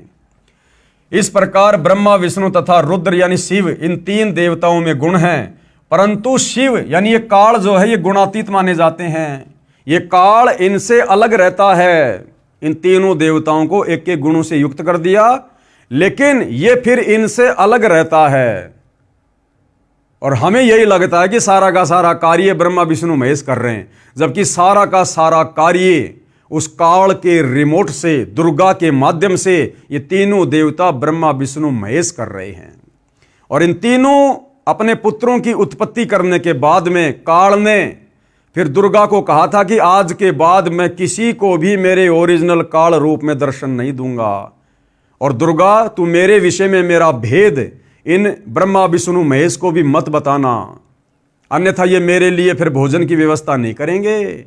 अगर इन ब्रह्मा विष्णु महेश को ये पता चल जाए कि हमारा बाप ऐसे ऐसे सतलोक से और उस पूर्ण परमात्मा कबीर साहिब के शराब से इस प्रकार से शापित है और ये हमारा यूज कर रहा अपने भोजन के लिए, तो ये ब्रह्मा विष्णु महेश कभी भी ये कुकर्म नहीं करेंगे।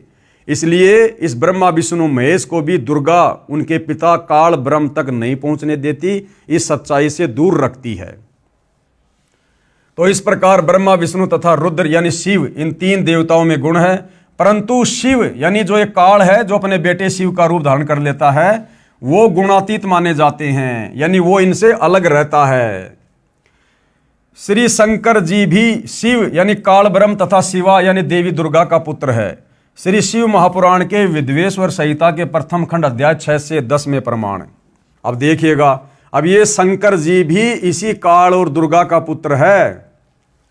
एक समय श्री ब्रह्मा जी तथा श्री विष्णु जी का इस बात पर युद्ध हो गया कि ब्रह्मा जी ने कहा कि मैं तेरा पिता हूं, क्योंकि यह संसार मेरे से उत्पन्न हुआ है।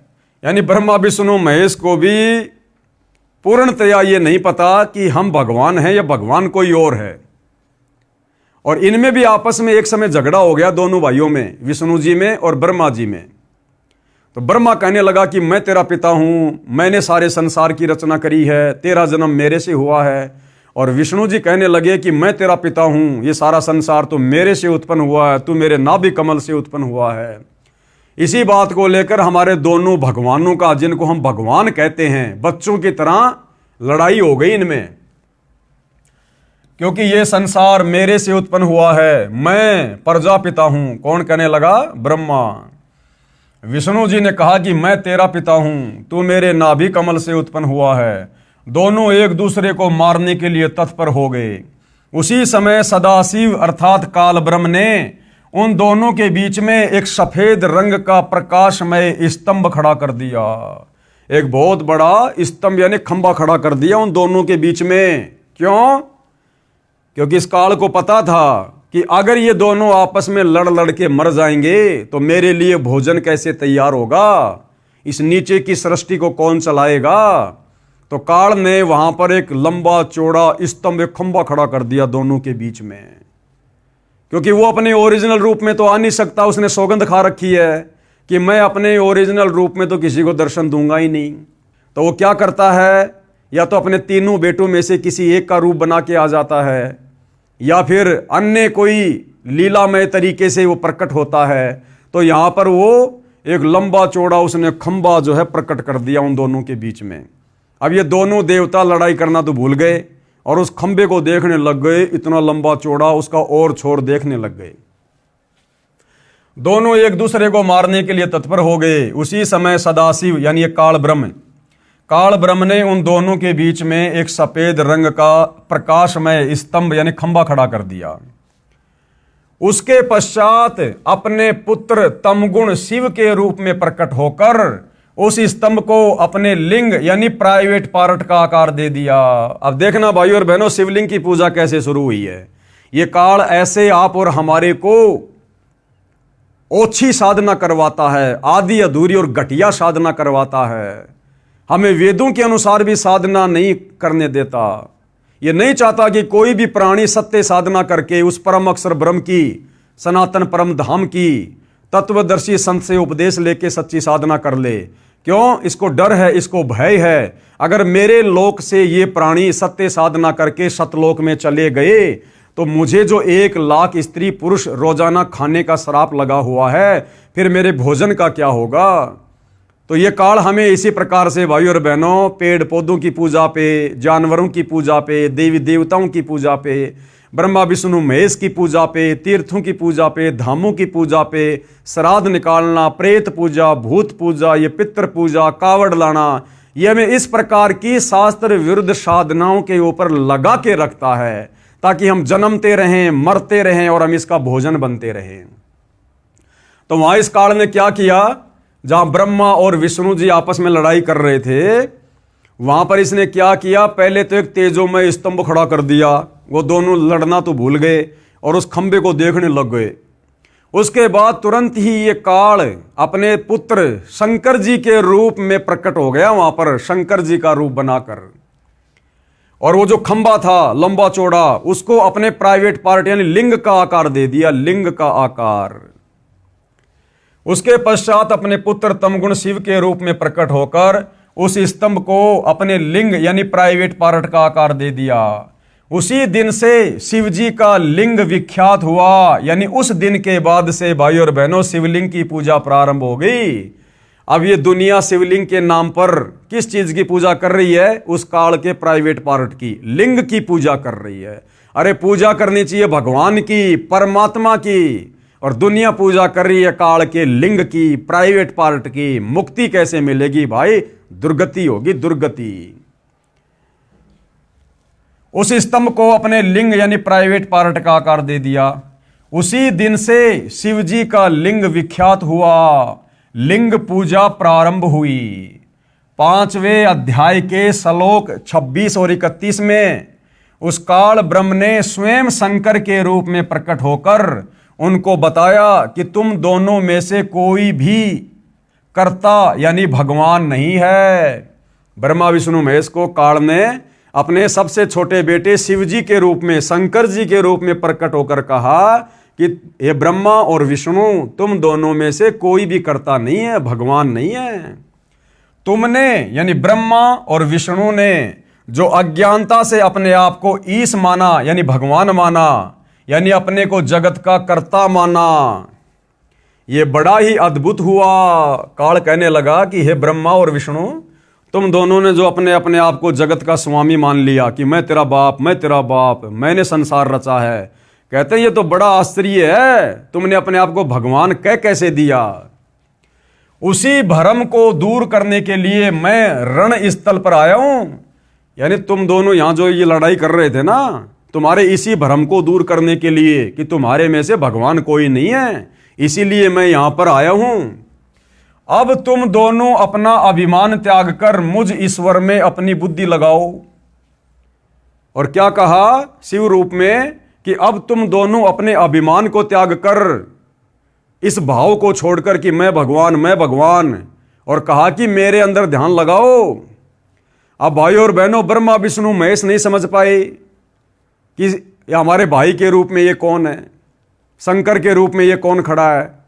अब इन दोनों देवताओं ने वहां उसको शिवजी मान लिया और उनके मन में ये आया कि भैया न तो मैं ब्रह्मा भगवान हूं, ना मैं विष्णु भगवान हूं, ये हमारा छोटा भाई शंकर है भाई सब कुछ, ये लीला कर रहा अपने आप को छुपाए हुए।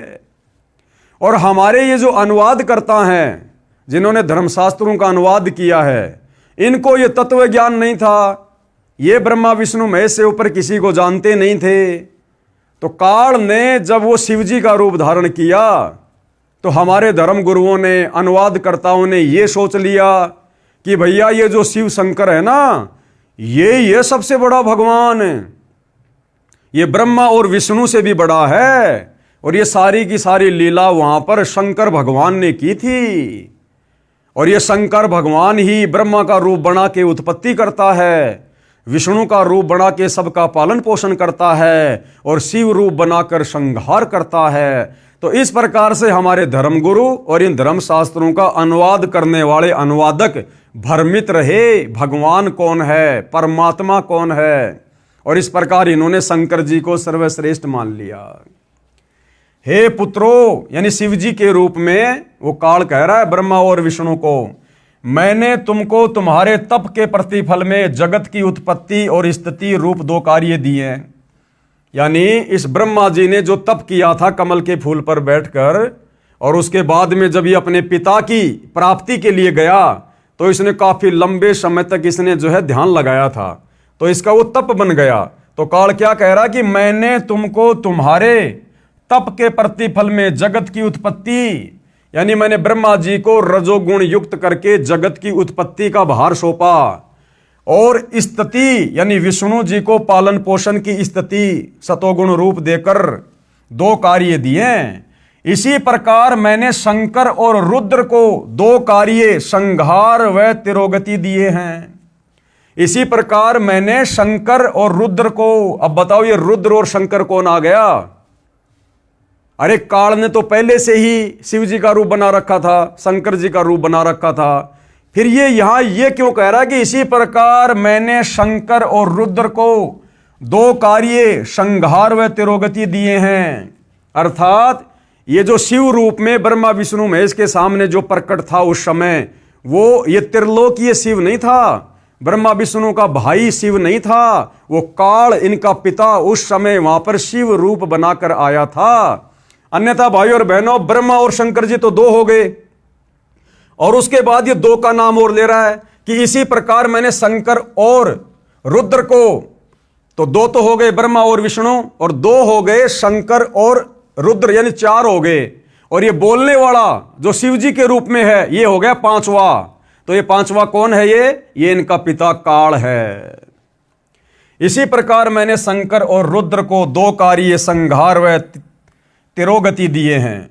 मुझे वेदों में ब्रह्म कहा है। हो गया स्पष्ट भाई और बहनों? अब ये खुद कह रहा है जो शंकर जी के रूप में है, मुझे वेदों में ब्रह्म कहा है, मेरे 5 मुख हैं, एक मुख से अकार, दूसरे मुख से उकार, तथा तीसरे मुख से मकार, चौथे मुख से बिंदु, तथा 5वें मुख से नाद प्रकट हुए। अब बताओ शंकर जी के 5 मुख कहां भाई? तो ये काल ब्रह्म है, ये इसी प्रकार से छलबल करता है, ये अपने ओरिजिनल रूप में नहीं आता। उन्हीं 5 अवयवों से एकीभूत होकर एक अक्षर ओम बना है, ये मेरा मूल मंत्र है। क्लियर? ये कह रहा कि ओम मेरा मूल मंत्र है। अब गीता का ज्ञान देने वाला ये काल ब्रह्म, गीता अध्याय 8 श्लोक नंबर 13 में क्या कह रहा है? ओम इति एक अक्षर ब्रह्म व्यवहरण माम अनुशमरण ये पर्याति तजन देहम शयाति परमाम गतम। गीता का ज्ञान देते समय ये काल ब्रह्म कह रहा कि अर्जुन मेरा तो एक ओम मंत्र है, और इस ओम नाम की साधना जो अंतिम श्वास तक करता है वो मेरे ब्रह्म लोक में जाता है। तो यहां पर ये क्या कह रहा है कि उन्हीं 5 अवयवों से एकीभूत होकर एक अक्षर ओम बना है, और यह है मेरा मूल मंत्र है। ये ओम मेरा मूल मंत्र है। तो ओम मंत्र किसका? इस काल ब्रह्म का। तो इस प्रकार भाइयों और बहनों, ये काल अपने ओरिजिनल काल रूप में ना कर अपने तीनों बेटों में से किसी एक का रूप बनाकर इसी प्रकार से छलबल करता है। और हम भोले भाले आदमी और हमारे ये ज्ञानहीन धर्म गुरु जब वो ब्रह्मा का रूप बनाता है, कोई लीला करता है, तो हम ब्रह्मा को कह देते हैं कि इससे बड़ा कोई भगवान नहीं। जब वो विष्णु का रूप बना के कोई षड्यंत्र करता है, कोई लीला करता है, तो हम कह देते हैं कि बस विष्णु से बढ़कर कोई नहीं। और जब शंकर जी का रूप बनाकर इस प्रकार की घटनाओं को जन्म देता है, जिस प्रकार उसने शंकर जी का रूप बनाकर अपने लिंग की पूजा संसार में शुरू करवा दी, अपने प्राइवेट पार्ट की। आज हम शिव मंदिरों के अंदर जो शिवलिंग पूजते हैं वो इस काल का ये प्राइवेट पार्ट है। और देखिए आगे कितनी सत्यता लिखी हुई है, हमारे धर्मशास्त्रों में लिखी हुई है। शिव पुराण के इस उल्लेख से यह भी सिद्ध हुआ कि मेरे को ब्रह्म कहते हैं। 5 अक्षरों से बना एक ओम मेरा मूल मंत्र है, जो मेरी साधना है। गीता अध्याय 8 श्लोक 13 में भी इसी ब्रह्म ने कहा है कि माम ब्रह्म यानी मुझ ब्रह्म का सुमरण करने का एक ओम अक्षर है। इससे भी स्वयं सिद्ध है कि गीता का ज्ञान काल ब्रह्म ने श्री कृष्ण जी के शरीर में प्रेतवत प्रवेश करके बोला। गीता जी का ज्ञान इसी काल ब्रह्म ने श्री कृष्ण जी के शरीर में प्रवेश करके बोला। हम नादान दुनिया वालों को तो श्री कृष्ण दिखाई दे रहा था, लेकिन कृष्ण जी में प्रवेश करके गीता का ज्ञान किसने बोला? इस काल ने। जिस प्रकार ब्रह्मा और विष्णु जी युद्ध कर रहे थे और उन दोनों के बीच में शिव जी का रूप बनाकर कौन आ गया? ये काल। और हम नादानों ने क्या समझ लिया कि शिव जी ही सबसे बड़े भगवान हैं। तो ऐसे भाइयों और बहनों ये छलबल करता है। अब देखो, लिंग व लिंगी की पूजा करने को कहना, और वहीं से इसने अपने प्राइवेट पार्ट लिंग और दुर्गा के प्राइवेट पार्ट लिंगी की पूजा करनी शुरू करवा दी। क्योंकि जब ब्रह्मा और विष्णु जी दोनों युद्ध कर रहे थे तो शिव का रूप बनाकर तो काल आ गया, और पार्वती का रूप बनाकर ये अपनी पत्नी दुर्गा को ले आया।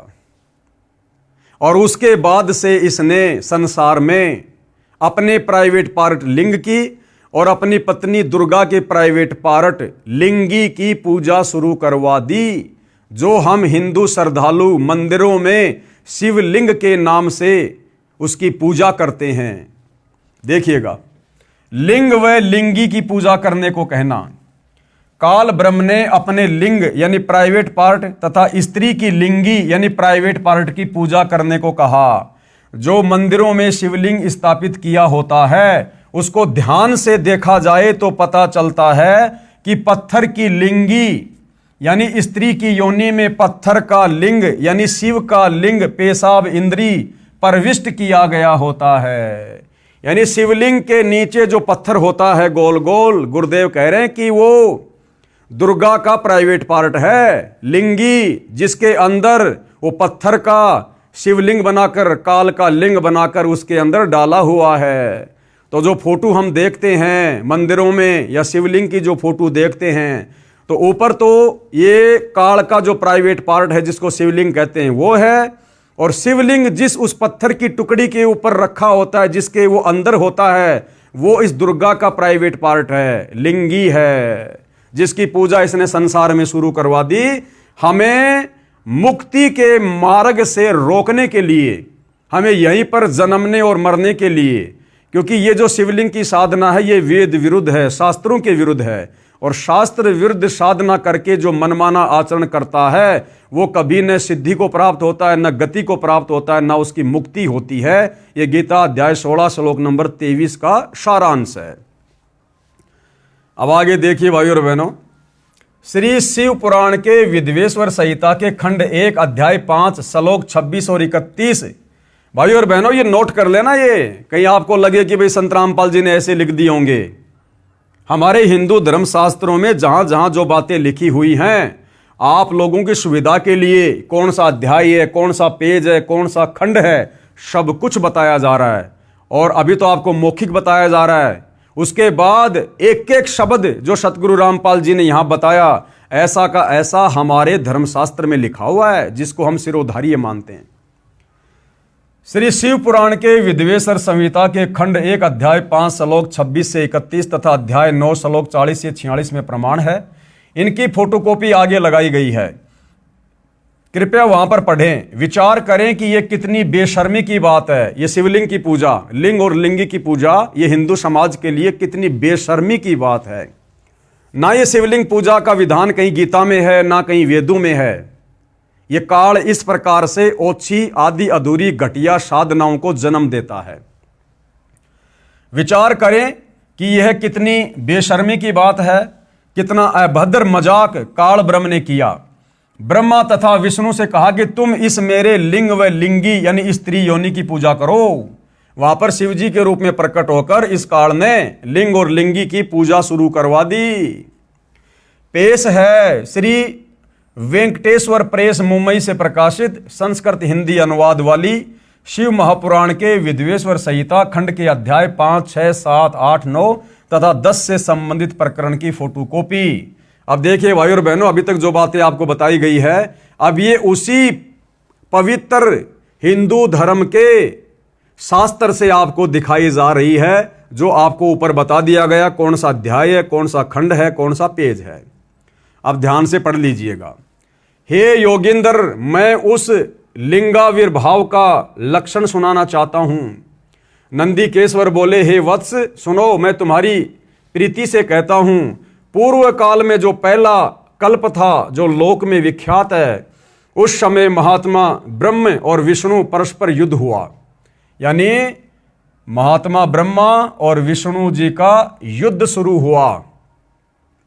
उनके मान के दूर करने को, उनके मान यानी उनके घमंड को, उनके अहंकार को दूर करने के लिए, जो ब्रह्मा कह रहा था कि मैं तेरा पिता, विष्णु कह रहा था मैं तेरा पिता, उनके मान दूर करने को उनके बीच में उन निष्कल परमात्मा ने यानी उस काल ब्रह्म ने स्तंभ रूप अपना स्वरूप दिखाया और लंबा चौड़ा स्तंभ खड़ा कर दिया दोनों के बीच में। तब जगत के हित की इच्छा से निर्गुण शिव ने यानी उस काल ब्रह्म ने उस तेजोमय स्तंभ से अपने लिंग कार का स्वरूप दिखाया। ब्रह्मा विष्णु महेश जब युद्ध कर रहे थे, उनके बीच में इस काल ने एक तेजोमय लिंग खड़ा कर दिया था, स्तंभ। और बाद में क्या किया काल ने, उस स्तंभ को अपने प्राइवेट पार्ट, अपने लिंग का आकार दे दिया। उसी दिन से लोक में यानी संसार में वह निष्कल शिवजी का लिंग विख्यात हुआ। उसी दिन से भाइयों और बहनों ये शिवलिंग की पूजा शुरू हो गई, उस काल के प्राइवेट पार्ट की। यह आप लोगों के सामने है, हिंदी संस्कृत दोनों साथ में है। ये कोई दक्षिणी अफ्रीका के लोगों का शास्त्र नहीं है भाइयों और बहनों, ये विशेषकर हिंदू समाज से जुड़े भाई बहनों का अति पूजनीय और शिरोधार्य शास्त्र है। अब पढ़िएगा आगे। सगुण रूप में बेर रूप की कल्पना की गई। देवताओं की वह बेर पूजा इच्छानुसार भोगों की देन हारी है, परंतु शिव का लिंग बेर भोग और मोक्ष दोनों को देने वाला है। यानी फिर उसकी लिंग पूजा की महिमा बता दी गई। इति शिव महापुराण विद्वेश्वर संहिता भाषाया पंचोध्याय। नंदीकेश्वर बोले, हे योगेंद्र, आगे एक समय विष्णु भगवान से सैया अपने गरुड़ आदि पार्षदों युक्त लक्ष्मी सहित शयन कर रहे थे। यानी आगे बता रहे हैं कि एक समय भगवान विष्णु लक्ष्मी और अपने नौकरों के साथ में शेष सैया पर विराजमान थे, आनंद ले रहे थे, विश्राम कर रहे थे। उस समय ब्रह्म ज्ञानियों में श्रेष्ठ ब्रह्मा जी अपनी इच्छा से ही वहां आए। उस समय क्या हुआ कि ब्रह्मा जी अपनी इच्छा से घूमता घूमता वहां श्री विष्णु जी के पास चला गया। सब प्रकार सुंदर सेज पर शयन करते हुए कमल लोचन विष्णु जी से पूछने लगे। और ब्रह्मा जी ने विष्णु जी से क्या पूछा? ब्रह्मा जी ने विष्णु जी से पूछा कि तुम कौन हो जो मुझे देखकर अभिमानी पुरुष के समान शयन करते हो। यानी भाइयों और बहनों, जब ब्रह्मा जी वहां गए विष्णु जी के पास में, तो विष्णु जी ने ब्रह्मा जी का आदर सत्कार नहीं किया, ये भी नहीं पूछा कि आओ ब्रह्मा जी, बैठो ब्रह्मा जी, उल्टा मुंह फेर लिया ब्रह्मा जी को देखकर। तो ब्रह्मा जी ने क्या कहा, तुम कौन हो जो मुझे देखकर अभिमानी पुरुष शयन करते हो, हे वत्स। ब्रह्मा जी बोले विष्णु को, हे बेटा उठो, देखो मैं तुम्हारा स्वामी आया हूं, यानी मैं तेरा भगवान आया हूं, मैं तेरा बाप आया हूं। और आए हुए गुरु को देखकर जो अभिमान करता है, उस द्रोही मूड का प्रायश्चित होना निश्चित है। और इस प्रकार से जो आदर सम्मान नहीं करता है तो उसका घमंड तोड़ना जरूरी हो जाता है। यह सुनकर विष्णु जी के अंतर में तो क्रोध हुआ। अब ये बातें सुनकर ब्रह्मा जी के मुंह से अब विष्णु जी के अंदर तो आया गुस्सा, लेकिन बाहर से बिल्कुल शांत बने रहे। ये सुनकर विष्णु जी के अंतर में तो क्रोध हुआ, परंतु बाहर से शांत रहे और बोले, हे वत्स। अब विष्णु जी प्यार से क्या बोले ब्रह्मा को, हे बेटा तुम्हारा मंगल हो, बैठो इस आसन पर विराजो। कि अगर तेरे को बैठने की ज्यादा चाहत है ना तो बैठ जा भाई तू इस आसन पे। इस समय तुम्हारा नेत्र कुटिल और तुम्हारा मुख वक्र क्यों हो रहा है, कि तेरी आंखें और तेरा मुंह टेढ़ा मेढ़ा क्यों हो रहा है, विष्णु ने पूछा ब्रह्मा जी से। ब्रह्मा जी बोले, हे वत्स विष्णु, हे बेटा विष्णु, तुमको समय के प्रभाव से अभिमान है कि तेरे को घमंड हो गया है। हे पुत्र, ब्रह्मा जी कह रहे हैं विष्णु को, हे पुत्र मैं तुम्हारा रक्षक और जगत का पितामह हूं। विष्णु जी बोले, ये तो सब जगत मुझ में स्थित है, तुम चोर के समान किस प्रकार अपना कह रहे हो। अब विष्णु जी कह रहा, भैया ये संसार तो मेरा है, तुम चोरों की तरह क्यों इसको अपना कह रहे हो। यानी ये हमारे भगवान हैं भाई और बहनों, हमारे परमात्मा हैं ब्रह्मा विष्णु जी, जिनको दुनिया पूज रही है। अब हमें क्या शिक्षा मिलेगी इन भगवानों से। अरे दो भैंसे जैसे आपस में लड़ते हैं ना, कोई भैंसा दूसरे भैंसे की जमीन में चला जाता, उसके क्षेत्र में चला जाता, तो दूसरा भैंसा कैसे लड़ता है, झगड़ता है, मारने को दौड़ता है। ये हमारे भगवानों के लक्षण हैं, श्री ब्रह्मा जी श्री विष्णु जी को। तो सोचो हम क्या शिक्षा लेंगे इनसे। तुम मेरी नाभि कमल से उत्पन्न हुए हो, तुम मेरे नाभि कमल से उत्पन्न हुए हो। बीच में भाई और बहनों ये संस्कृत है। तो विष्णु जी क्या कह रहे हैं ब्रह्मा जी को, कि तुम मेरे नाभि कमल से उत्पन्न हुए हो, इससे मेरे पुत्र हो। विष्णु जी कह रहे हैं, भैया तू मेरा बेटा है, तू तो मेरे नाभि कमल से उत्पन्न हुआ है, मुझे पुत्र कहना व्यर्था है, इसलिए मुझ विष्णु को अपना बेटा कहना बेकार है। नंदी केश्वर बोले, इस प्रकार ब्रह्मा विष्णु दोनों ही रजोगुण से मुग्ध होकर विवाद करने लगे।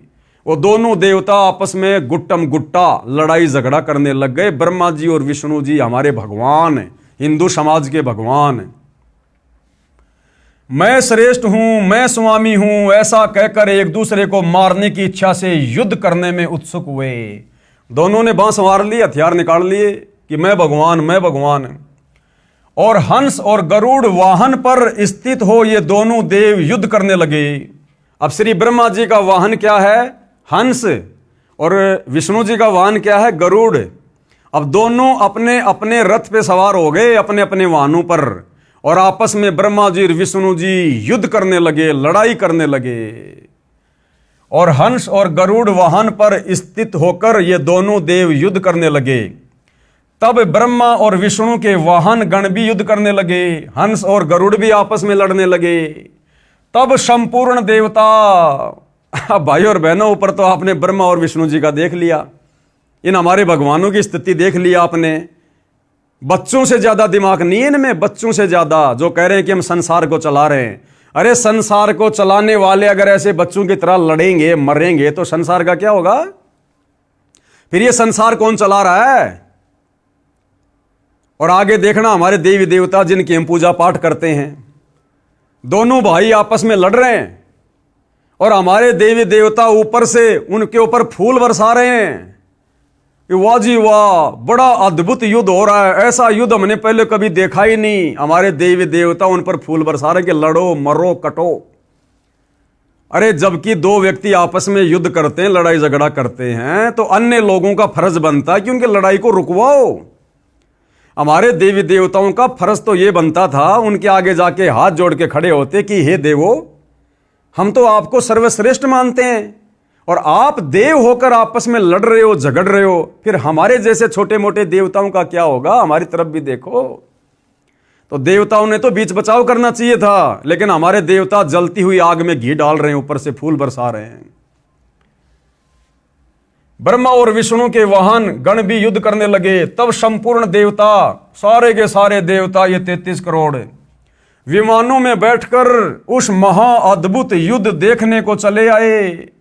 यानी ये अपना मनोरंजन करने के लिए आ गए देवी देवता, और आकाश में उनके ऊपर फूल बरसाने लगे। बताओ, वो लड़ रहे हैं और लड़ते हुए के ऊपर फूल बरसा रहे हैं। तब विष्णु जी ने गुस्से में आकर ब्रह्मा जी की छाती में लात मार दी, घुसा मार दिया। ये हैं हमारे प्रधान देवता। अब आगे क्या कहा जा रहा है? हे कुमार, इस प्रकार मधुर वाणी से पार्वती पति शंकर ने उन सब देवताओं को संतुष्ट किया। तब शिव ने अपने 100 गणों को उस समर स्थल में जाने की आज्ञा दी जहां ब्रह्मा और विष्णु थे। तब शंकर के पयान समय में अनेक प्रकार के बाजे बजने लगे। अनेक प्रकार के वाहनों पर ये विधिवत भूषण पहरे गणेश्वर चलने को उद्यत हुए। प्रणव के समान आकाश से सर्वत्र व्याप्त पंचमंडल से मंडित भद्र रथ में अंबिका पति गिरीश चढ़े। पुत्र तथा गण भी संग हुए। उस समय इंद्रादि देवता उनके पीछे चलने लगे। सुंदर ध्वजा व्यजन चमर पुष्प वर्षा संगीत नृत्य बाजों से सम्मानित हो शिवजी पार्वती सहित ब्रह्मा विष्णु के निकट समर भूमि में सेना सहित गए। अब वहां पर भाई और बहनों, इन दोनों के छोटे भाई शंकर जी भी पहुंच गए अपने सहपरिवार उस युद्ध को देखने के लिए। बताओ, युद्ध कोई देखने की चीज है, कोई मनोरंजन की चीज है? और जाकर मेघों के मध्य में छिपकर, यानी बादलों के बीच में छुपकर वो लड़ाई देखने लगे। उनका निरंतर होने वाला युद्ध देखा। उस समय बाजों की ध्वनि नहीं होती थी और बड़ा गणों का भी शब्द शांत हो गया। उस समय ब्रह्मा और विष्णु परस्पर एक दूसरे को मारने की इच्छा से माहेश्वर और पाशुपताशरे तथा अस्त्रों की ज्वाला मानो त्रिलोकी भस्म करने लगे। तब शिवजी ने वह अकाल प्रलय देखकर महाअग्नि के समान, महाभयंकर आकृति के समान उन दोनों के बीच में वह निर्गुण ब्रह्म स्थिर हुए। फिर से भाई और बहनों, वहां पर इस काल बलि को आना पड़ा। इस काल बलि ने फिर से वहां पर अपना एक तेजोमय रूप प्रकट कर दिया। वहां पर अग्नि के समान भयंकर ज्वाला उठाता हुआ एक रूप उसने, स्तंभ उसने वहां पर प्रकट कर दिया कि ये नादान फिर से मरेंगे, फिर से लड़ेंगे। ये इस संसार की सृष्टि स्थिति को कौन चलाएगा? मेरे भोजन को कौन तैयार करेगा? तो इस काल बलि को, इस ब्रह्म को फिर से आना पड़ा वहां पर। और क्या कह रहे हैं? महाअग्नि के समान, स्तंभ के समान, महाभयंकर आकृति के समान उन दोनों के बीच में वह निर्गुण ब्रह्म स्थिर हुए। वह लोक क्षय करने में समर्थ अस्त्र उस महाअग्नि के प्रकट होते ही क्षण मात्र में निपतित हो गया। यानी ब्रह्मा विष्णु महेश के वो अस्त्र शस्त्र फैल हो गए जब काल ने वो अग्नि के समान अपना रूप वहां पर जब वो प्रकट किया। यह अस्त्र शांत होने का अद्भुत चित्र देख, ये अद्भुत आकार क्या है? अब श्री ब्रह्मा जी और विष्णु ने देखा कि ये क्या आ गई बला, इसके आते तो हमारे अस्त्र शस्त्र फैल हो गए। दोनों उसको देखने लगे। ऐसा ब्रह्मा और विष्णु परस्पर कहने लगे, यह इंद्रिय अगोचर स्तंभ अग्नि रूपशा क्या उठा है? हम दोनों को इसका ऊपर और नीचे का भाग देखना चाहिए कि यह कहां से आया हुआ है। इस प्रकार कहकर दोनों वीर मानी परस्पर मिलकर उसकी परीक्षा करने को बहुत शीघ्रता से गए। हम दोनों के मिलने से यह कार्य नहीं होगा, ऐसा कहकर विष्णु शुकर शरीर धारण कर, यानी सुअर का शरीर धारण किया विष्णु जी ने, और उसके मूल भाग को देखने नीचे चले गए। नीचे पाताल में चला गया नीचे देखने के लिए। और ब्रह्मा जी हंस का रूप धारण करके ऊपर का भाग देखने को गए। हरि यानी विष्णु पाताल स्थान को भेद कर दूर तक चले गए, परंतु उस अग्नि के समान प्रज्वलित स्तंभ का पार नहीं पाया और शांत होकर हरि उस युद्ध स्थान में चले आए। और ब्रह्मा जी आकाश मार्ग में चले गए। उन्होंने वहां केतकी का किंचित होना अद्भुत पुष्प देखा। यद्यपि वो बहुत वर्षों से टूटा था, परंतु उसमें बड़ी सुगंध थी और मलिन न था। ब्रह्मा और विष्णु के कृत्यों को देखकर भगवान परमेश्वर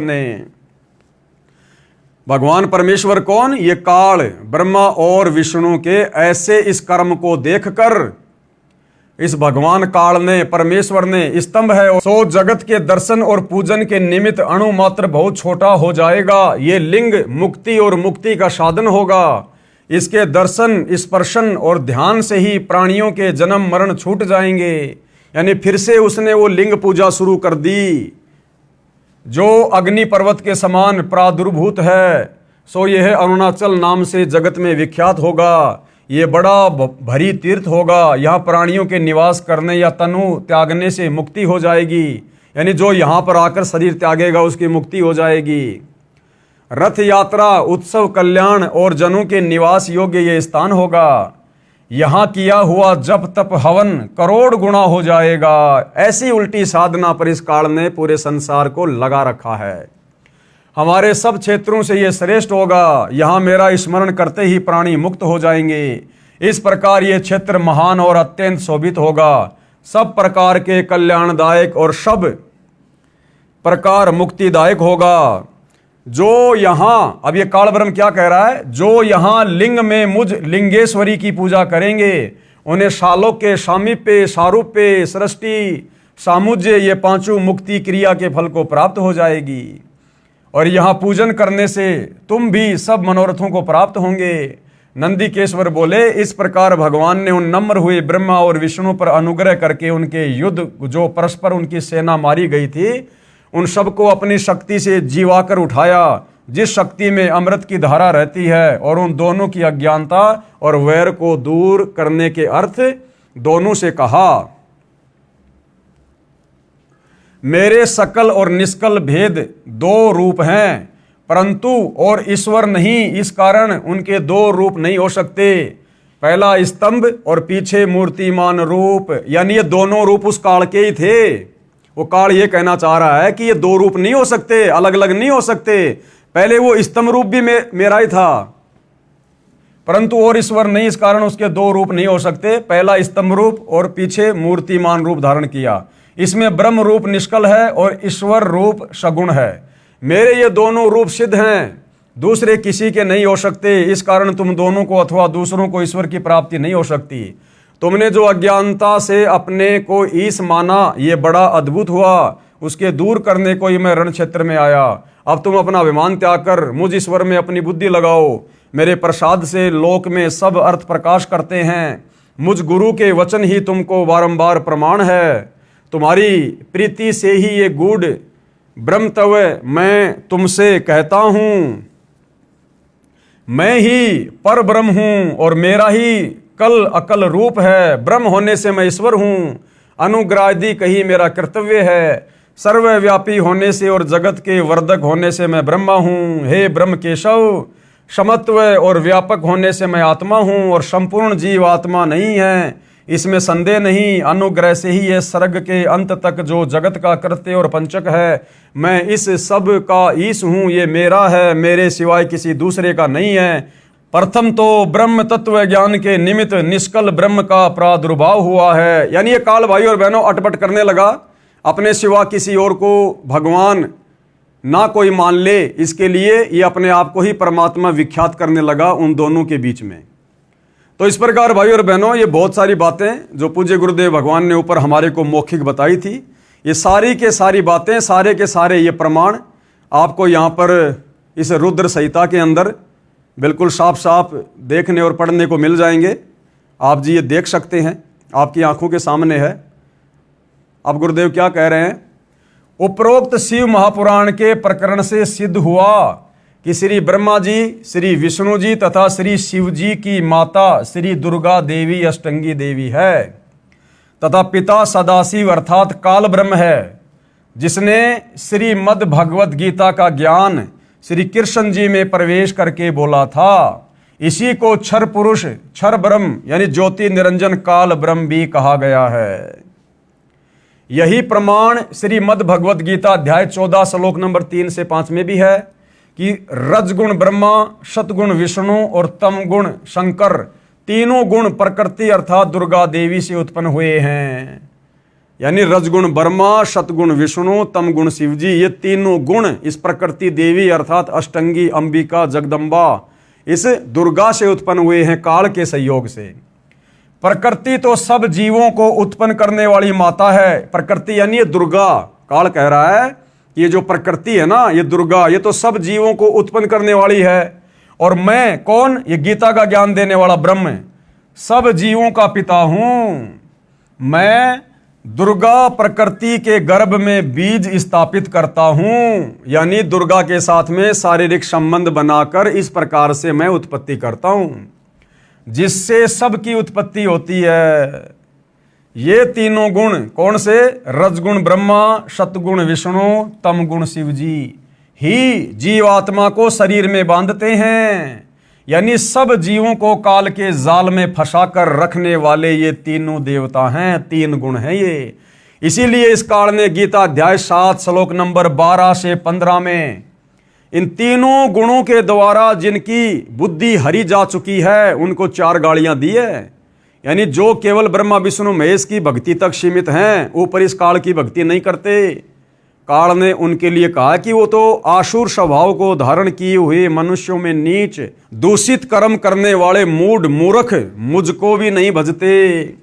यही प्रमाण गीता अध्याय 7 श्लोक 12 से 15 में है कि जिनकी बुद्धि तीनों गुणों रजगुण ब्रह्मा, सतगुण विष्णु तथा तमगुण शिव से मिलने वाले क्षणिक लाभ यानी थोड़े बहुत लाभ तक सीमित है, यानी जिनका ज्ञान हरा जा चुका है, वे राक्षस स्वभाव को धारण किए हुए मनुष्यों में नीच दूषित कर्म करने वाले मूर्ख हैं, जो मुझे यानी गीता ज्ञान दाता इस काल ब्रह्म को भी नहीं भजते।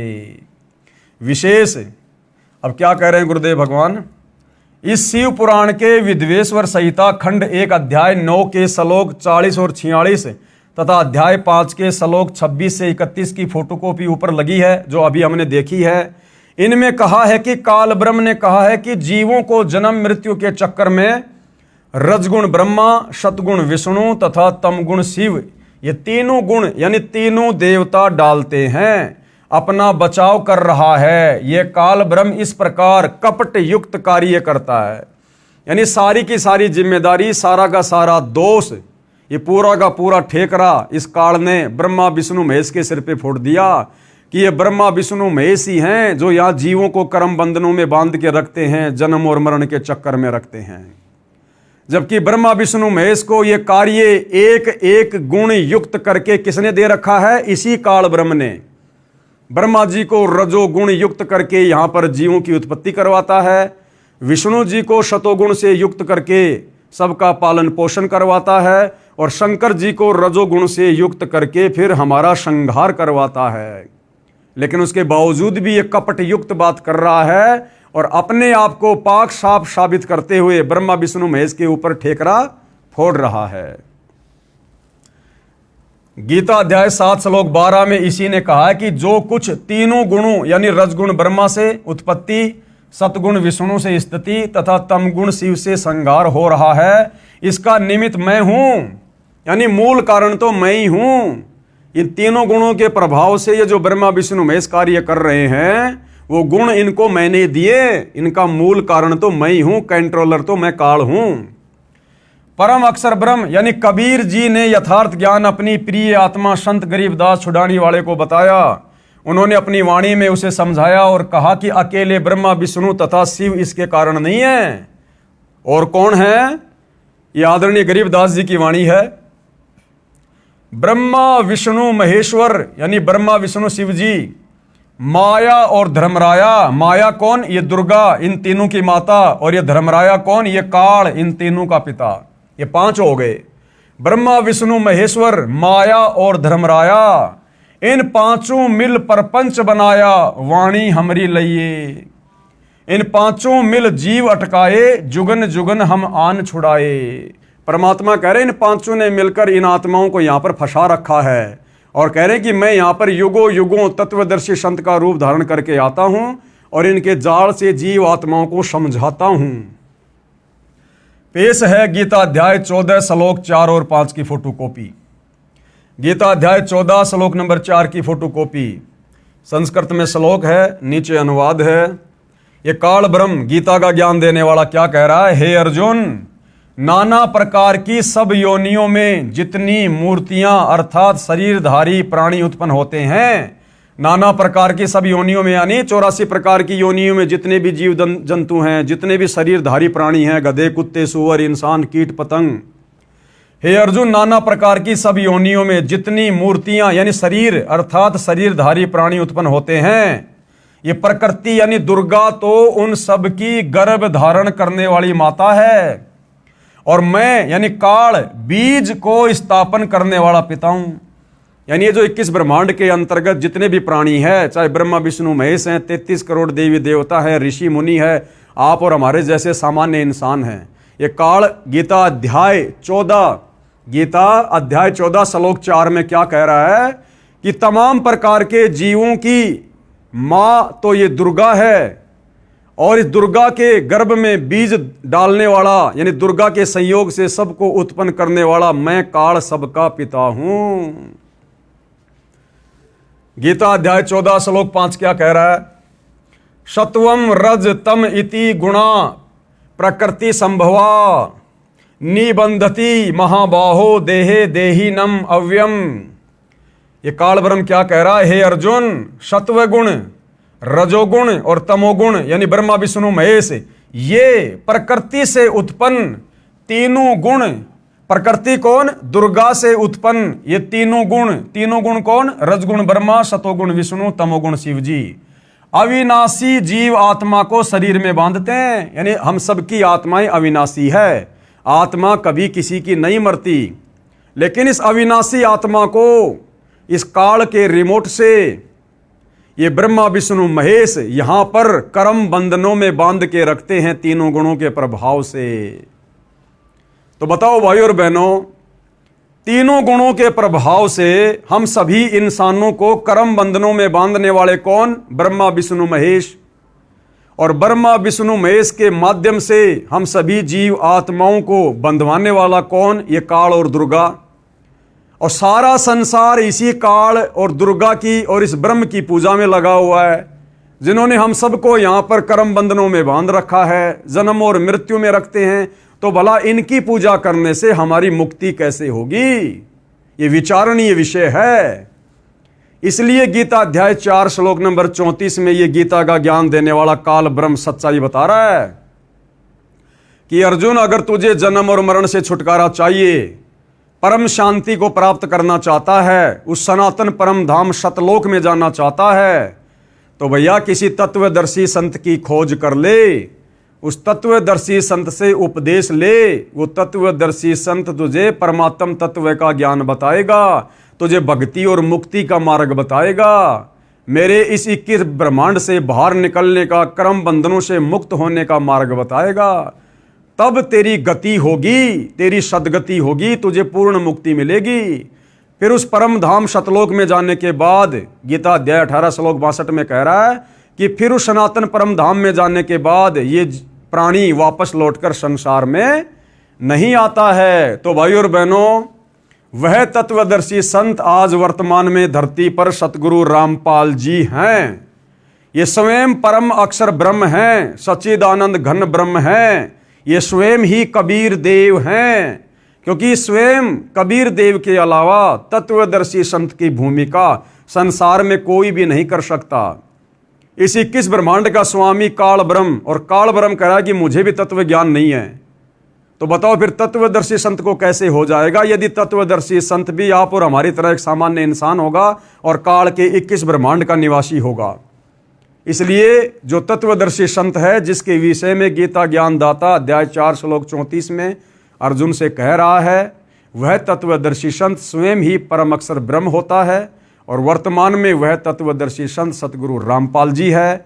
भाई और बहनों, जितना जल्दी हो सके इस शुभ अवसर का लाभ उठाओ, इस ज्ञान को अच्छे से समझकर अति शीघ्र सतगुरु रामपाल जी की शरण ग्रहण करो, अपनी मुक्ति का मार्ग प्रशस्त करो।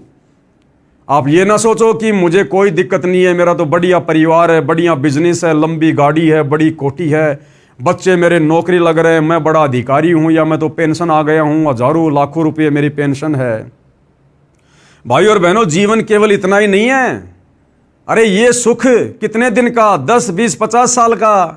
अगर आप कोई अधिकारी है, कोई मंत्री है, मान लो आपकी कल को पेंशन बन जाएगी, तो कब तक का सुख है ये? जब तक जियोगे तब तक तो पेंशन मिलेगी।